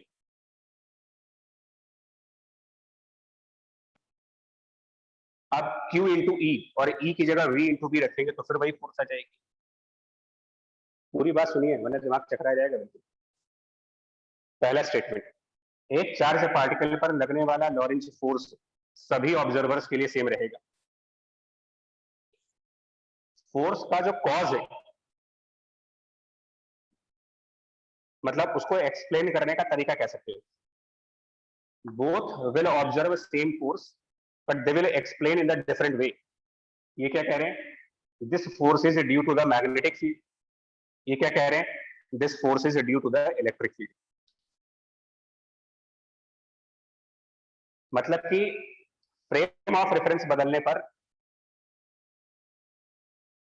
कॉज ऑफ फोर्स बदल सकते हो आप, अमाउंट और डायरेक्शन ऑफ फोर्स नहीं बदल सकते।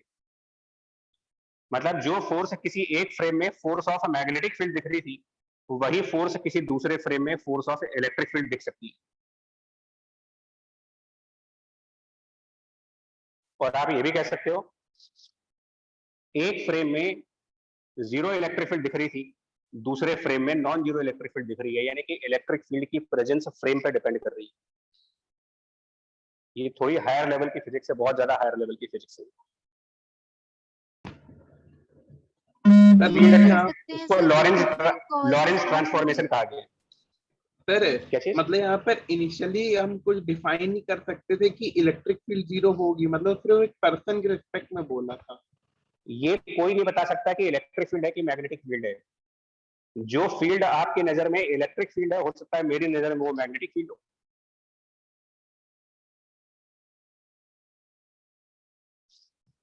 लॉरेंस का यही पॉइंट है, बट ये हम फिर बोलेंगे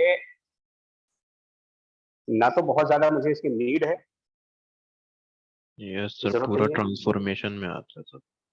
बहुत अजीब सा ही कंसेप्ट है ये, बट क्योंकि एचसीवी के एक पैराग्राफ में इसको समझाया हुआ है और इसके ऊपर एक क्वेश्चन भी है, इसलिए इतना कुछ हमें डिस्कस करना पड़ रहा है। पहले तो आप स्टेटमेंट सुनो ध्यान से। Number 1, the force acting on the charge particle independent of the frame, ये नंबर 1 पॉइंट है। दूसरा, that force may be due to magnetic field, may be due to electric field, may be as the combination of electric and magnetic field. It depends upon the frame of reference. Force same है, पता नहीं आपको ये बात समझ में आ रही है कि नहीं आ रही है। दोनों की नजर में पार्टिकल पर सिमिलर फोर्स लगी हुई है। इनकी नजर में फोर्स के पीछे का रीजन मैग्नेटिक फील्ड है और इनकी नजर में उसी फोर्स के पीछे का रीजन इलेक्ट्रिक फील्ड है। तो अदरवाइज आप ये भी कह सकते हो कि इलेक्ट्रिक फील्ड फ्रेम पे डिपेंड करने वाली क्वांटिटी है। मतलब हो सकता है कि एक पर्सन के लिए किसी स्पेस में इलेक्ट्रिक फील्ड नहीं है, दूसरे पर्सन के लिए उसी स्पेस में इलेक्ट्रिक फील्ड है। सर क्या ऐसा हम सर मैग्नेटिक के लिए भी कह सकते हैं? नहीं,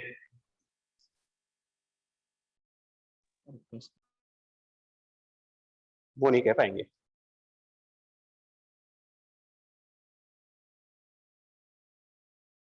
ठीक है जी। सर मतलब मैग्नेटिक फील्ड हमेशा सेम रहेगी और बस इलेक्ट्रिक फील्ड बदलेगी? उसमें भी डाउट है, उसमें डाउट मतलब उसमें भी केसेस हैं एक्चुअली। अच्छा, मैग्नेटिक, देखिए मैग्नेटिक फील्ड कहाँ से जनरेट होती है, मतलब अगर हम इलेक्ट्रोमैग्नेट तुम लोगों ने पढ़े होंगे तो मैग्नेटिक फील्ड का कॉज क्या होता है, बोलिए। सर एक तो हो सकता है सर चार्ज के मूव होने से। करंट, यस सर, करंट की वजह से। इलेक्ट्रिक करंट जो Yes, कहते हैं। करंट है ना। इलेक्ट्रोमैग्नेट मतलब क्या, करंट। तो एक वायर में 10 एम्पियर की करंट है और इस वायर के आसपास मैग्नेटिक फील्ड होगी। मानते हैं इस बात को? yes, sir. अब चलिए उस वायर के पास चल करके हम लोग दौड़ना स्टार्ट कर दें, इसमें 10 एम्पियर से 12 एम्पियर हो जाएगा। नहीं सर, 10 एम्पियर ही रहेगा। एक वायर के बगल में ट्रेन से गुजर जाओगे तो क्या उसकी करंट बढ़ जाएगी या कम हो जाएगी? So दौड़ने वाले नहीं पर्सन होगा के सर। हिसाब से वहाँ पे इलेक्ट्रिक फील्ड की वजह से वो हो रहा है। नहीं, मुझे ये बताइए क्या करंट फ्रेम पे डिपेंड करेगा? No sir. सर वो नहीं करेगा। तो उसका मैग्नेटिक इफेक्ट कैसे डिपेंड करेगा सर? फ्रेम इंडिपेंडेंट होगा वो। इसीलिए बोल रहा हूँ। लेकिन इसमें फिर डाउट जान तो क्या था, अगर हम लाइट की स्पीड के आसपास भागेंगे ना तो सब कहानी पलट जाएगी, क्योंकि तब वहाँ पे जो तो मास भी रिलेटिविटी, कांस्टेंट नहीं रहता ना फिर। हाँ, तो जब जो रिलेटिविटी आप पढ़ रहे हो ये सब बेकार रिलेटिविटी है, ये हम सर क्लासिकल वहाँ रिलेटिविटी मास पढ़ भी रहे हैं, चेंज होने लगता है ना सर, लाइट की वो स्पीड। स्पेशल रिलेटिविटी में आ जाते हो, तो क्यों हम उन चक्करों में जा रहे हैं? 10+2 लेवल तक हमको सिर्फ 2-3 बातें समझनी है। पहले बात क्या है, Lorentz force on the charge particle is similar for all the observers.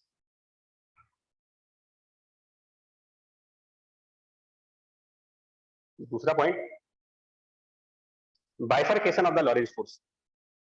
मतलब उसमें कितना फोर्स इलेक्ट्रिक फील्ड से लग रहा है और कितना फोर्स मैग्नेटिक फील्ड से लग रहा है। ये जो बाइफर्केशन होगा ये डिपेंड कर रहा है फ्रेम ऑफ रेफरेंस पर।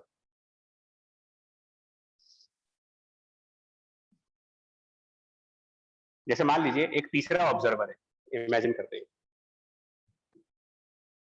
एक तीसरा पर्सन है और वो चलता है v/3 की स्पीड पर। इसकी नजर में चार्ज पार्टिकल मोशन में है या नहीं है? Yes, sir. तो इसकी नजर में मैग्नेटिक फोर्स लगेगा। Yes, sir. कितना कितना मैग्नेटिक फोर्स लगेगा इसकी नजर में? क्यू वी क्रॉस बी, इसमें वी रिलेटिव रखो आप, रिलेटिव वेलोसिटी 2qv/v/3 है। देखो relative velocity will be 2v/3, मतलब इसकी नजर यानी में कि ये सर मैग्नेटिक qv/b/3 का इलेक्ट्रिक फोर्स लगेगा। बिल्कुल मैं ये समझा रहा हूँ, बाइफर्केशन डिफरेंट हो गया। वही समझा रहा हूँ बाइफर्केशन। बट क्योंकि इस चार्ज पार्टिकल पर लगने वाला टोटल फोर्स जिसको कि लॉरेंज फोर्स कह रहे हो वो नहीं बदल सकते आप। Net force on the particle qvb ही रहना है। ये कैसे हो सकता है? ये कह रहा है कि मैग्नेटिक फोर्स 2qv/3 है, लॉरेंज कह रहे हैं कि भैया टोटल तो फोर्स qvb रहना है। लॉरेंज फोर्स में दो ही पार्ट्स हैं, इलेक्ट्रिक मैग्नेटिक। तो इसका मतलब जो डिफरेंस दिख रहा है आपको वो किसकी वजह से आ रहा होगा? इलेक्ट्रिक फील्ड की वजह से। qvb/3 ये फोर्स कौन लगा रहा है? इलेक्ट्रिक फील्ड लगा रही होगी। तो क्या यहाँ इलेक्ट्रिक फील्ड है? होगा ही, होगा ही, वरना लगाएगी कैसे? इफेक्ट में कितना है? vb/3 यानी कि इस पर्सन की नजर में vb/3 की इलेक्ट्रिक फील्ड है। इस पर्सन से पूछो, इस पर्सन की नजर में चार्ज पार्टिकल रेस्ट पे है, तो इसकी नजर में मैग्नेटिक फोर्स कितना हुआ? 0। टोटल फोर्स उतना ही है। तो ये कह रहा है कि यार इलेक्ट्रिक फील्ड एग्जिस्ट कर रही है वीबी वाली। तो ये इलेक्ट्रिक फोर्स qvb कह रहे हैं, इसका मतलब इनकी नजर में इलेक्ट्रिक फील्ड v × b है। पहले वाले पर्सन से पूछा, लोग बता रहे तुम भी बताओ मैग्नेटिक फोर्स कितनी है, तो इसका कहना है मैग्नेटिक फोर्स qvb है, नेट फोर्स भी वही है, यानी इसके हिसाब से इलेक्ट्रिक फोर्स 0 है। तो लॉरेंज का ये कहना है कि भाई टोटल फोर्स आप सभी फ्रेम्स में सेम रखें, लेकिन जब आप उसको स्प्लिटिंग करेंगे ना कि उसमें से कितना इलेक्ट्रिक फील्ड की फोर्स है और कितना मैग्नेटिक फील्ड की फोर्स है, ये बात डिपेंड करती है फ्रेम कौन सा है। अभी कुछ क्लियर हुआ ये मैसेज या अभी भी कंफ्यूजन चल रही है? क्लियर है। Right, yes sir. तो क्या ये फाइनल स्टेटमेंट डिक्लेयर कर दे कि इलेक्ट्रिक फील्ड की एग्जिस्टेंस फ्रेम पे डिपेंडेंट है? हो सकता है, हो सकता है किसी एक रेफरेंस फ्रेम में इलेक्ट्रिक फील्ड ना दिखे, दूसरे फ्रेम में दिखे।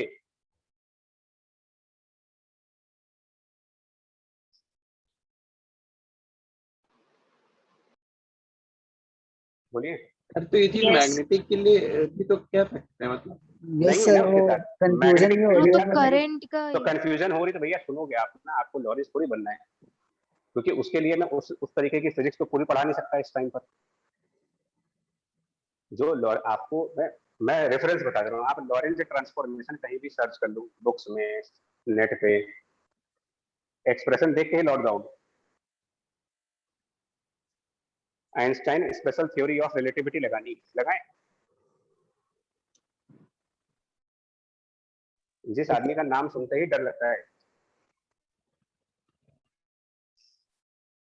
क्यों उस चक्कर में पड़े हो भाई? एक्सेप्ट करो कि ये सही है यार, गलत थोड़ी बता देंगे।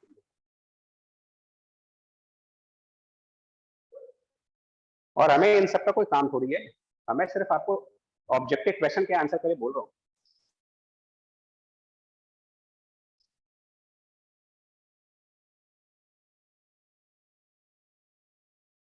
बढ़े आगे या ना बढ़े?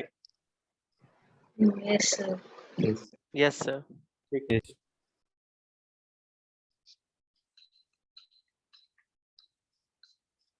हम समझ रहे हैं, तुम लोग के मन में ये आ रहा है कि इलेक्ट्रिक फील्ड फ्रेम पे डिपेंड कर रहा है तो मैग्नेटिक क्यों नहीं कर रहा है? मैं कहाँ मना कर रहा है, मैग्नेटिक भी कर रहा है डिपेंड भाई।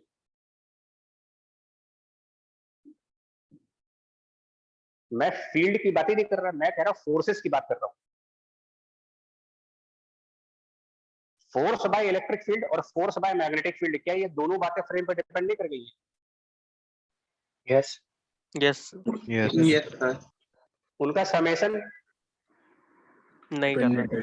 कांस्टेंट वो नहीं कर वो रहा है। नहीं करेगा। बस इतना ही दिमाग रखिए, नहीं रखो और कुछ नहीं करना आपको।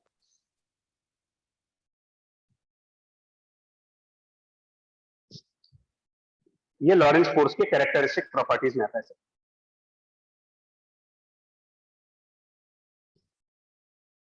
अब आइए, चार्ज पार्टिकल का मोशन अगर ई और बी दोनों फील्ड की प्रेजेंस में देखा जाए,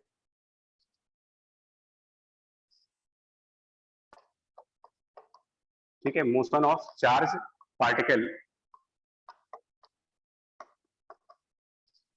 इन presence of E and B both,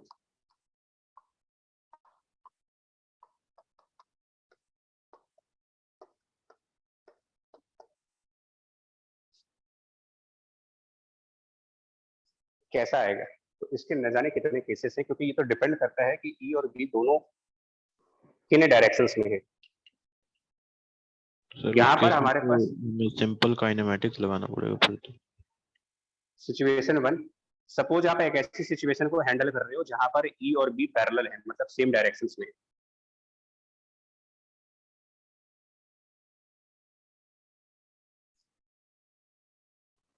electric और मैग्नेटिक फील्ड सेम डायरेक्शंस में है, तो कैसे ट्रेजेक्टरी बनेगी? पहले तो वर्बल बताओ। अगर एक चार्ज पार्टिकल को रेस्ट पर रिलीज करा जाए, चार्ज पार्टिकल को रेस्ट पर रिलीज करे एक ऐसी जगह पर जहां इलेक्ट्रिक फील्ड भी है, मैग्नेटिक फील्ड भी है और दोनों सेम डायरेक्शंस में है,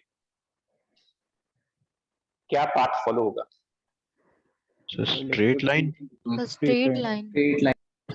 चार्ज, हाँ, charge starts from the rest where E and B are present in the same directions. Sir क्योंकि सर फील्ड की वजह से सर, मतलब इलेक्ट्रिक फील्ड की वजह से चार्ज के पास कुछ एक्सेलरेशन आएगा और एक्सेलरेशन से वेलोसिटी आएगी, वेलोसिटी की वजह से सर मैग्नेटिक फोर्स आ जाएगा। बिल्कुल। इनिशियल फोर्स कौन लगाएगा? जब ये रेस्ट पे था उस समय फोर्स कौन लगाएगा? इलेक्ट्रिक फील्ड किधर किधर? पॉजिटिव है तो अपनी डायरेक्शन में, पॉजिटिव चार्ज है, पॉजिटिव चार्ज है। तो अपने लॉन्ग लगाएगी फील्ड की डायरेक्शन में, तो ये उसी डायरेक्शन में चलना स्टार्ट करेगा। रेस्ट पे था, पहले इलेक्ट्रिक फील्ड ने फोर्स लगाई, उसने चलना स्टार्ट किया, लेकिन ये जिस डायरेक्शन में जा रहा है वो डायरेक्शन मैग्नेटिक फील्ड के पैरेलल है, तो वेलोसिटी तो आ जाएगी, लेकिन वेलोसिटी मैग्नेटिक फील्ड के पैरेलल आएगी। सर मैग्नेटिक फोर्स नहीं लगेगा। मैग्नेटिक फोर्स लगेगी नहीं। सेकंड टर्म कभी आएगा ही नहीं। जो हो गया। तो इसका मतलब है ये हमेशा इसी डायरेक्शन में चलता रहेगा, कांस्टेंट वेलोसिटी से, या फिर एक्सेलरेट होकर चलेगा? एक्सेलरेट। सर एक्सेलरेट होकर चलेगा। हाँ ठीक, ये तो सिंपल सिचुएशन थी starting from the rest condition. Now particle starts with some velocity, situation अभी भी यही है, ई और बी सेम डायरेक्शन में। एज एग्जांपल, इलेक्ट्रिक फील्ड हम लोगों ने मान लिया वाई डायरेक्शन में, मैग्नेटिक फील्ड भी वाई डायरेक्शन में, एंड सपोज 0,0 से स्टार्ट होते हैं with velocity u along the x axis. इसके ऊपर बहुत बार मैचिंग्स आ चुके हैं, मल्टीपल चॉइस क्वेश्चंस आ चुके हैं। ये जो आर्टिकल पढ़ रहे हो इस टाइम पर आप, हमें बताना है ट्रेजेक्टरी क्या बनेगी, पाथ क्या बनेगा, एक्स वाई जेड कोऑर्डिनेट्स कैसे आएंगी।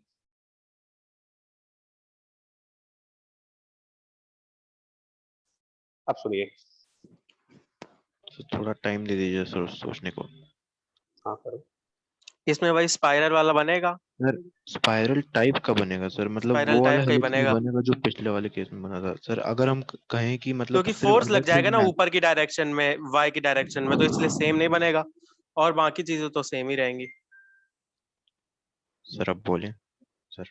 हाँ बोलो बोलो, सुन रहे हाँ हैं। सर वो कह रहे थे सर अगर सिर्फ बी नॉट होता तो सर तब सर्कुलर मोशन करता, और सर अगर सिर्फ ई होता तो मतलब एक एक्सेलरेशन आ जाती उसकी अलोंग द वाई डायरेक्शन, तो सर एक प्रकार का मतलब हेलिक्स बनेगा जिसमें वो जो पिच हो रही होगी वो चेंज हो रही होगी सर हर सर्कल के बाद। ठीक है, ठीक। देव भी शायद आप भी ये कह रहे थे कुछ, या कुछ अलग था? यही कह रहा था सर। ठीक है, चलो अब हमें इसमें बताने हैं, समझिएगा। हमारा लॉजिक देखना पहले, रीजनिंग पार्ट।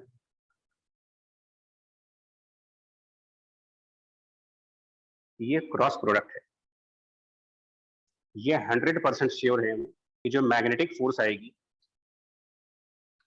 वो कभी भी मैग्नेटिक फील्ड के डायरेक्शन में नहीं हो सकती।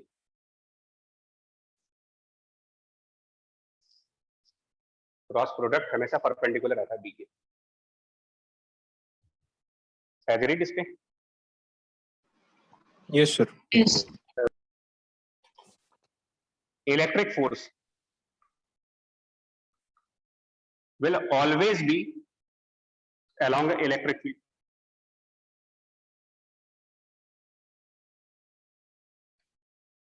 इसके हिसाब से कह सकते हैं कि नहीं? Yes sir. Yes sir. Yes sir. और यहां पर बी और ई सेम डायरेक्शंस में है। क्या ये नहीं कह सकते कि ये फोर्सेस कभी भी, ये फोर्सेस हमेशा परपेंडिकुलर आएंगे अपने को? मैग्नेटिक फोर्स हमेशा परपेंडिकुलर टू बी है, इलेक्ट्रिक फील्ड की फोर्स हमेशा ई की तरफ है, और ई और बी सेम डायरेक्शन में है। यस सर, कैसे? ये दोनों फोर्सेस हमेशा एक दूसरे के परपेंडिकुलर नहीं होंगे। Yes sir. होंगे। और अभी मैंने क्या कहा कि परपेंडिकुलर फोर्सेस आर इंडिपेंडेंट, मतलब कि मैग्नेटिक फोर्स का कभी भी कोई भी कंपोनेंट इलेक्ट्रिक फोर्स में नहीं जाएगा, और इलेक्ट्रिक फोर्स का कोई भी कभी भी कंपोनेंट मैग्नेटिक फोर्स में नहीं जाएगा। ये फोर्सेस इंडिपेंडेंट अपना एक्शन दिखाएंगी। मैग्नेटिक फोर्स की वजह से इलेक्ट्रिक फोर्स पर कोई फर्क नहीं पड़ जाएगा, और इलेक्ट्रिक फोर्स की वजह से मैग्नेटिक फोर्स पर कोई फर्क नहीं पड़ेगा, मतलब दोनों फोर्सेस इंडिपेंडेंट एक्ट करेंगी। Yes sir. और जब भी ये सिचुएशन आएगी कि ये फोर्सेस इंडिपेंडेंटली एक्ट कर रही है, तो हम सुपरपोजिशन प्रिंसिपल पे जाएंगे। सुपरपोजिशन प्रिंसिपल क्या कहती है? Motion of a magnetic field अलग सॉल्व करिए and motion of electric field अलग सॉल्व कर लीजिए। ध्यान रखो, फिर से बोल दो, ई और बी के साइमल्टेनियस प्रेजेंस में जब ई और बी पैरेलल हैं, इनसे लगने वाली फोर्सेस एक दूसरे के परपेंडिकुलर है। फिजिक्स में परपेंडिकुलर डायमेंशंस को इंडिपेंडेंट कहा गया है। Motion under magnetic force is independent of motion under electric force. तो इनके लिए अलग इक्वेशन बना सकते हैं, इनके लिए अलग इक्वेशन बना सकते हो। तो चलिए, मोशन अंडर मैग्नेटिक फोर्स कैसा होगा? मोशन अंडर मैग्नेटिक फोर्स निकालते कैसा होगा? मतलब कि अगर हम इलेक्ट्रिक फोर्स को कंसीडर ना करते तो किस टाइप का मोशन मिलता मुझे यहाँ पर? सर्कल। Uniform circular. ये लॉजिक सुनना, लेकिन हाँ अच्छा, ये लॉजिक हर जगह नहीं काम करता है कि इसको ना देखें तो क्या होगा, इसको ना देखें तो क्या होगा। ये काम तब करता है जब ये इंडिपेंडेंट होगा। जब ये डिड्यूस कर चुके हो कि फोर्सेस इंडिपेंडेंट ही आ रही हैं, Right, तभी ऐसे right. अलग अलग कह सकते हैं, तब वरना तो अलग अलग तब आएगा होगा। इफेक्ट।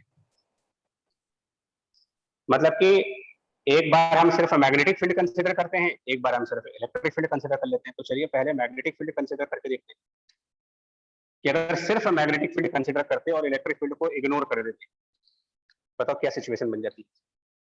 वेलोसिटी और मैग्नेटिक फील्ड एक दूसरे के परपेंडिकुलर है, क्या ट्रेजेक्टरी बनती? सर्कुलर। कौन से प्लेन में? सर्कुलर हमेशा मैग्नेटिक फील्ड के अराउंड होगा। मैग्नेटिक फील्ड एक्स तो इसी तरीके से हमें सॉल्व करना पड़ेगा पूरा। इसका मतलब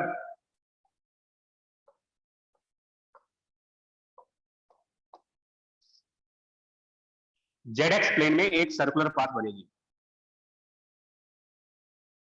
अब वो जेड एक्स प्लेन के कौन से क्वाड्रेंट में बनेगी? इसके लिए स्टार्टिंग पॉइंट ओरिजिन था, वेलोसिटी आई कैप की तरफ है, ओरिजिन से आई कैप डायरेक्शन में वेलोसिटी है और मैग्नेटिक फील्ड जे कैप डायरेक्शन में है, तो फोर्स कौन सी डायरेक्शन में जाएगी? V cross B। तो वेलोसिटी x की तरफ, फोर्स z एक्सिस की तरफ, फोर्स जिस तरफ है वहां सेंटर होना चाहिए। z एक्सिस की तरफ फोर्स है, मतलब z एक्सिस पर सेंटर है, वही सेंटर दिखा देंगे। तो सेंटर के अराउंड इसको रिवॉल्व कराइए।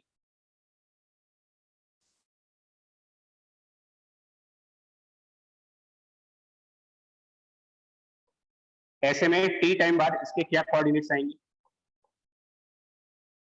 अब आप समझ गए कि पीछे ये काम कर चुके हैं। Yes sir. ये थीटा ओमेगा इंटू टी हो जाएगा। Yes sir. ये r हो गया। Yes sir. सिमिलर स्टेप उठा चुके हो पहले। वही sir, R sine omega T, R minus R cos omega T वाली। Coordinate r sin omega T बन जाएगा और y coordinate r sorry y नहीं z, 1 माइनस, जिसमें r क्या है? रेडियस। कैसे निकालेंगे? m into m u upon cube, mu by cube. और ओमेगा क्या है इसमें? QB by M। तो ये हो गया मैग्नेटिक फील्ड का काम खत्म।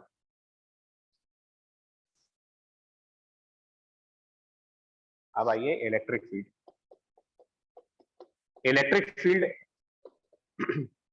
को अगर हम कंसीडर करें, मैग्नेटिक फील्ड को भूल जाओ, तो इससे क्या होगा?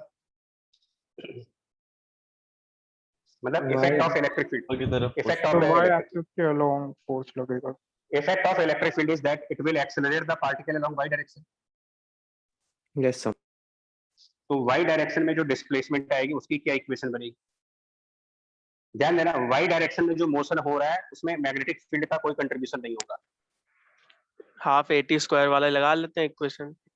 हाँ, तो motion in y dimension is because of the electric field, displacement बराबर ut plus half AT square. y dimension में 0 हो गया। y डायमेंशन में कोई इनिशियल वेलोसिटी नहीं है, यस सर। तो सिर्फ हाफ AT स्क्वायर और acceleration force upon mass.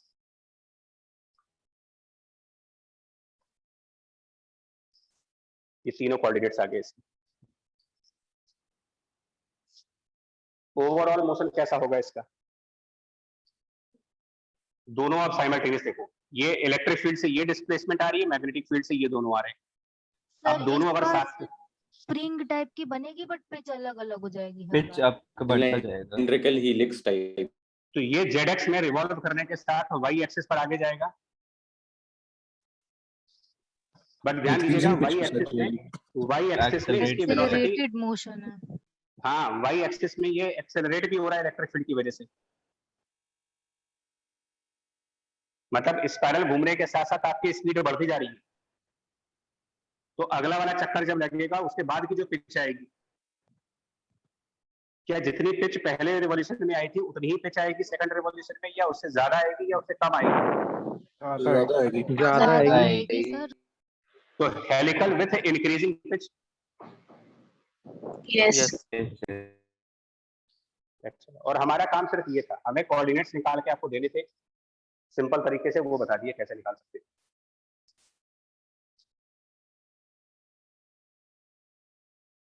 Trust मानो, इनके सॉल्यूशंस किसी भी बुक में उठा लेना, सब कैलकुलस से है।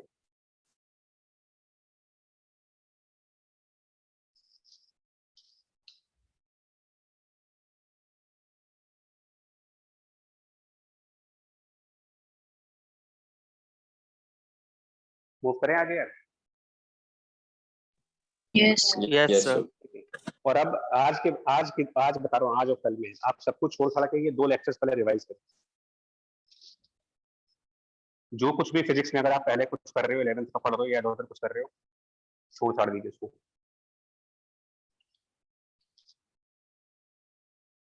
ई और बी के साइमल्टेनियस प्रेजेंस का एक और सिचुएशन बनता है जो कि बड़ा फेमस सिचुएशन है।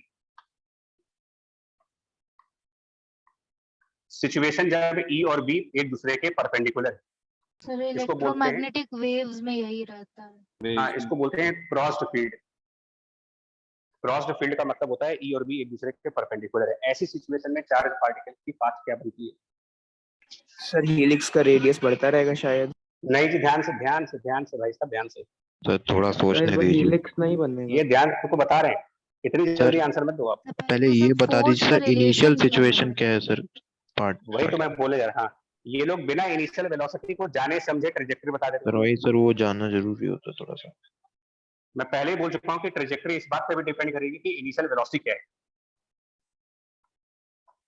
सर पहले निकाले तो कि ये फोर्स इंडिपेंडेंट आएंगी कि इफेक्ट डाल रही होंगी ये तो सब। चलिए मान लीजिए ओरिजिन से स्टार्ट करना है, ओरिजिन से स्टार्ट करना है, पॉजिटिव चार्ज है, रेस्ट से स्टार्ट हो रहा है।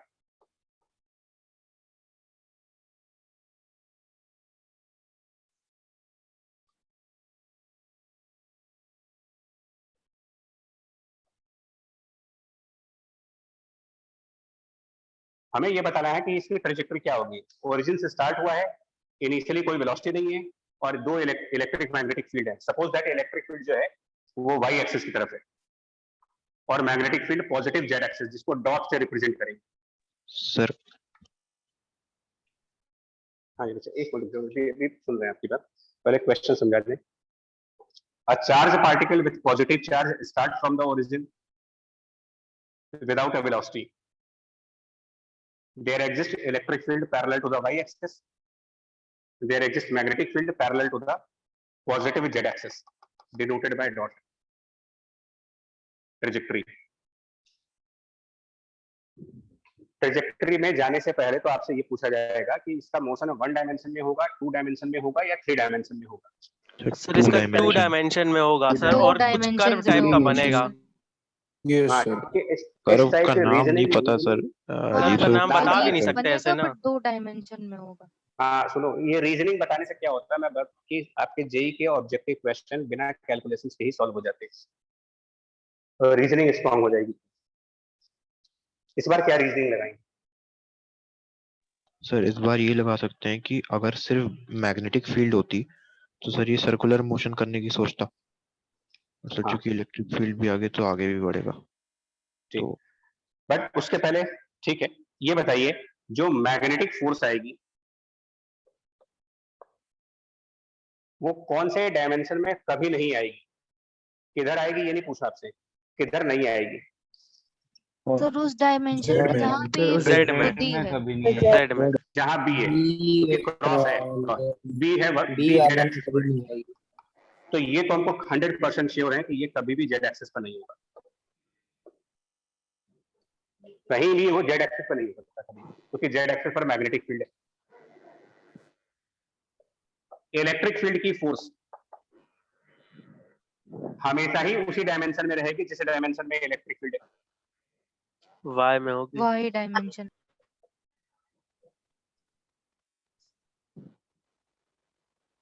हमेशा। क्या जेड एक्सिस पर कभी कोई फोर्स आएगी? No sir.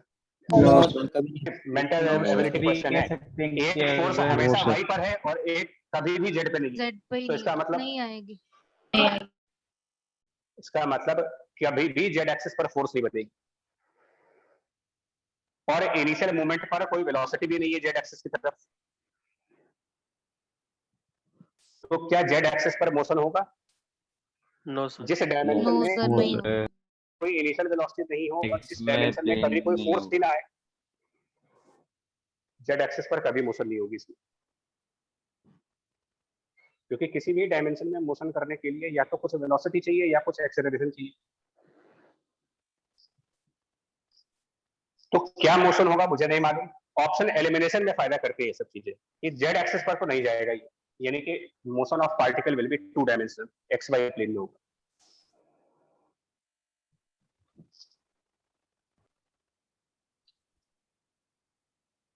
आगे बढ़े? Yes sir. Yes sir. चलिए अब बताइए स्टार्टिंग कौन से डायरेक्शन में होगी? रेस्ट पे था, वाई वाई अभी इस समय कौन फोर्स लगाएगा? इस समय फोर्स कौन लगाएगा? इलेक्ट्रिक फील्ड लगाएगी। इलेक्ट्रिक फील्ड किधर लगाएगी लगाएगी? किधर लगाएगी? Y direction. की तरफ वाई डायरेक्शन। तो ये शुरुआत करेगा वाई डायमेंशन में, ये चलना स्टार्ट करेगा वाई डायमेंशन में, लेकिन जैसे ही वाई डायरेक्शन में चलेगा कुछ वेलोसिटी आ जाएगी, और जैसे ही थोड़ी सी वेलोसिटी पिकअप की, मैग्नेटिक मैग्नेटिक फोर्स लगना स्टार्ट हो जाएगा। किधर? वेलोसिटी पिक की वाई डायरेक्शन में, पॉजिटिव वाई डायरेक्शन में वेलोसिटी पिक की, पॉजिटिव एक्स में जे क्रॉस के तुरंत एक्स एक्सिस की तरफ फोर्स लग जाएगा, यानी ये डेविएट कर जाएगा। जब इसने इधर चलना स्टार्ट किया लेकिन इधर फोर्स लग गई, ये डेविएशन स्टार्ट कर देगा।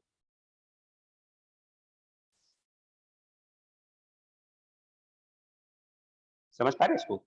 Yes sir. मैग्नेटिक फील्ड इसको डेविएट करता करता करता करता कुछ ऐसे ले आएगा। अब एक अगला क्वेश्चन है, क्या ये फोर्थ क्वाड्रेंट में जाएगा? अभी देखो हम कैलकुलेशंस कुछ नहीं कर रहे हैं यहाँ पर। जब ये एक्स एक्सिस को टच करेगा दोबारा, नोटिस करना कौन सा फोर्स वर्क करता है इसमें से।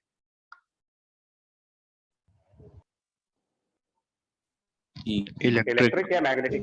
इलेक्ट्रिक मैग्नेटिक फोर्स कितना आसान है, देखो मतलब कि वेलोसिटी के परपेंडिकुलर है। ये कहता है कि हम स्पीड को कम ज्यादा नहीं कर सकते, स्पीड बढ़ानी है, स्पीड कम करनी है तो इलेक्ट्रिक वाले से बात करो, मेरे से बात ना करो। मेरे अंदर वो कैपेबिलिटी नहीं है कि हम स्पीड को कम ज्यादा कर सकें। इलेक्ट्रिक फील्ड प्रेजेंट है वाई एक्सिस पे, क्या x axis equi potential line नहीं है? A line which is perpendicular to electric field? Yes sir तो चार्ज पार्टिकल का जो पोटेंशियल यहां पर वही पोटेंशियल यहां पर। इलेक्ट्रिक फील्ड कहता है कि मेरा work done charge into potential difference होता है। इस पॉइंट से इस पॉइंट तक जाने में पोटेंशियल में क्या डिफरेंस आया अगर ये इक्वी पोटेंशियल लाइन है?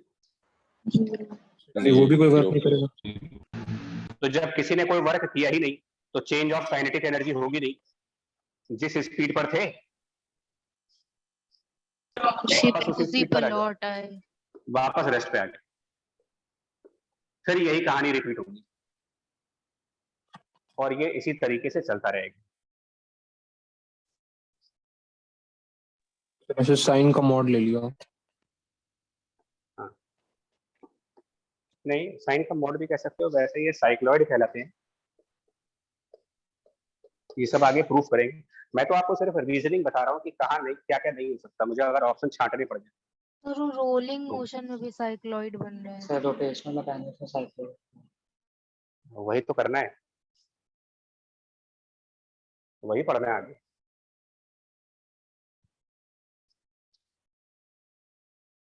तो ये मेरे को अब पूरा कंफर्म हो चुका है कि ये पार्टिकल अपनी पूरी जिंदगी एक्स वाई प्लेन के फर्स्ट क्वाड्रेंट में बिता देगा।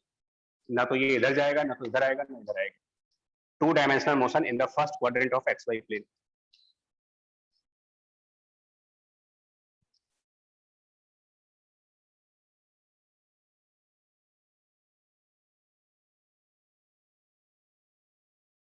आगे बढ़ रहे हैं यार इसमें।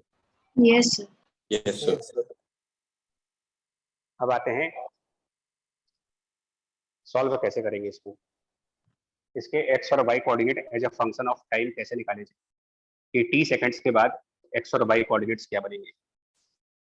बट उससे पहले एक और क्वेश्चन पूछना चाहते हैं।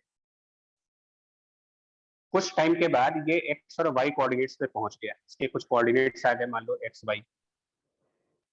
क्या स्पीड होगी उस समय इसकी?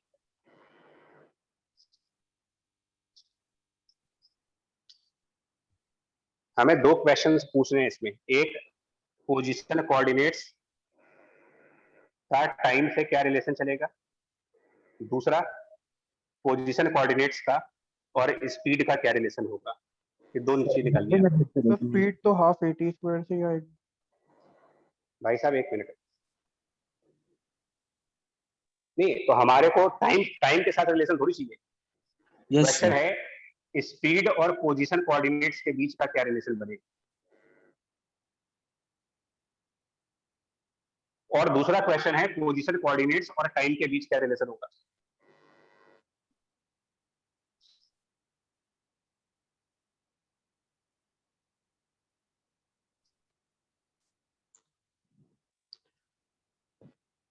सर सर इसमें जो वो जो वेलोसिटी है वो तो ऐसे शायद निकालेंगे, क्योंकि सर मतलब वर्क डन हमारा होगा तो सर वो सिर्फ y की डायरेक्शन में होगा, तो सर उसी को q डेल्टा v करके और सर फिर काइनेटिक एनर्जी निकाल के वैसे ही कुछ आएगा फिर। Yes sir. यस स्पीड निकालने का सबसे आसान तरीका है work energy theorem, specially electromagnetism के अंदर। ओरिजिन से x, y तक जाने में वर्क करने वाली फोर्स है इलेक्ट्रिक फील्ड। कितना वर्क किया उसने, ये फोर्स y डायमेंशन में है, तो work done by the force के लिए क्या कहते हो, फोर्स जिस डायमेंशन में होगी उसी डायमेंशन के उसी का डिस्प्लेसमेंट से डिस्प्लेसमेंट मल्टीप्लाई कर y डायमेंशन में है, तो इसका y डायरेक्शन में क्या डिस्प्लेसमेंट हुआ 0,0 से x, y तक। y मैग्नेटिक फील्ड से वर्क आना ही नहीं है, तो वर्क डन बराबर change of kinetic energy. Objective question, speed as a function of coordinate आ जाएगी।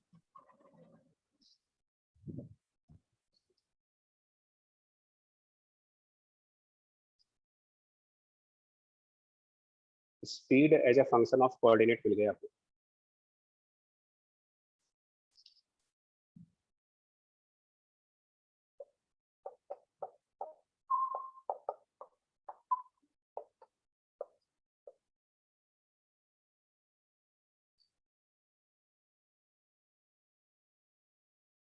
ठीक है पॉइंट।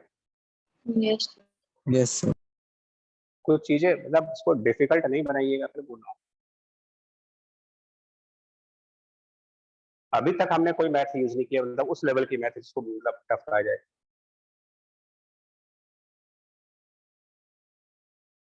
दूसरा जो कंसेप्ट है वो है position coordinates as a function of time t कैसे निकालेंगे, x और y का टाइम से क्या रिलेशन बनेगा।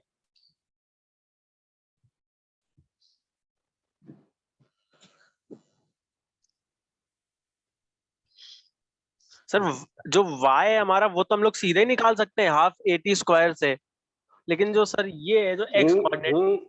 एक मिनट क्या इसमें इलेक्ट्रिक फील्ड और मैग्नेटिक फील्ड की फोर्स एक दूसरे के इंडिपेंडेंट हैं? नो सर नहीं है। तो थोड़ा No, टाइम sir. दे दीजिए सर इसके लिए। नहीं हम सॉल्व भी कर रहे हैं, वैसे भी टाइम उस पे है। नहीं है सर। अरे ये जो गलती आप लोग कर रहे हो कि हाफ AT स्क्वायर लगाने वाली, क्या मैग्नेटिक फोर्स का कभी भी y डायरेक्शन में कंपोनेंट नहीं आएगा? आ सकता है सर। आएगा आएगा। चलिए इसी मोमेंट पे देखो, वेलोसिटी ये है तो मैग्नेटिक फोर्स वेलोसिटी के परपेंडिकुलर आएगा, तो अगर ये वेलोसिटी है तो इसके सर परपेंडिकुलर यहाँ किसी पे हमें डायरेक्शन में किसी टाइम t पर मतलब उसको थीटा एंगल पे मान के पूरा सॉल्व करना पड़ेगा। हाँ तक वो तो करेंगे बेटा। अभी ये बता दें, जैसे इसके पहले वाले सिचुएशन में हमने कहा था कि इंडिपेंडेंटली सॉल्व कर लो, एक बार इलेक्ट्रिक फील्ड कंसीडर करते हैं, एक बार मैग्नेटिक फील्ड कंसीडर करते हैं, वो यहाँ थोड़ी कर पाओगे। हो सर। पर यहाँ हमेशा थोड़ी ना एक दूसरे के परपेंडिकुलर आएंगे। क्या मैग्नेटिक फील्ड कभी y डायरेक्शन में फोर्स नहीं लगाएगी? आएगी सर फोर्स। तो इसका मतलब मैग्नेटिक फील्ड की फोर्स इलेक्ट्रिक फील्ड की फोर्स को इंटरफेयर करेगी, इलेक्ट्रिक फील्ड की फोर्स मैग्नेटिक फील्ड के फोर्स को इंटरफेयर करेगी। यस। हम इनको इंडिपेंडेंट कैसे मान लें? नहीं मान सकते। डायरेक्शन चेंज भी हो रहा है ना, वरना तो ऊपर ही जाता है। तो वो वाला कंसेप्ट यहाँ नहीं रख सकता, वो कंसेप्ट यहाँ नहीं लगा सकते कि हम एक बार इलेक्ट्रिक फील्ड कंसीडर करें, एक बार मैग्नेटिक फील्ड कंसीडर करें, हाफ AT स्क्वायर लगा लें, तो V equal to U plus AT लगा दें। ये सब बेकार मेथड है, सब गलत है।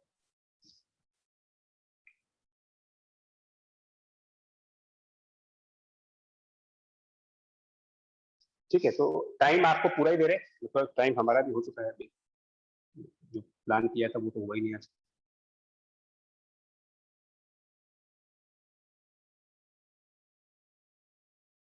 ठीक है, तो आप नेक्स्ट क्लास के पहले ये सोचिएगा कि एक्स और वाई कोऑर्डिनेट्स को हम विद रिस्पेक्ट टू टाइम एक आसान तरीके से कैसे निकाल सकते हैं। Yes sir. सिंपल वे में। ठीक है, थैंक यू सर।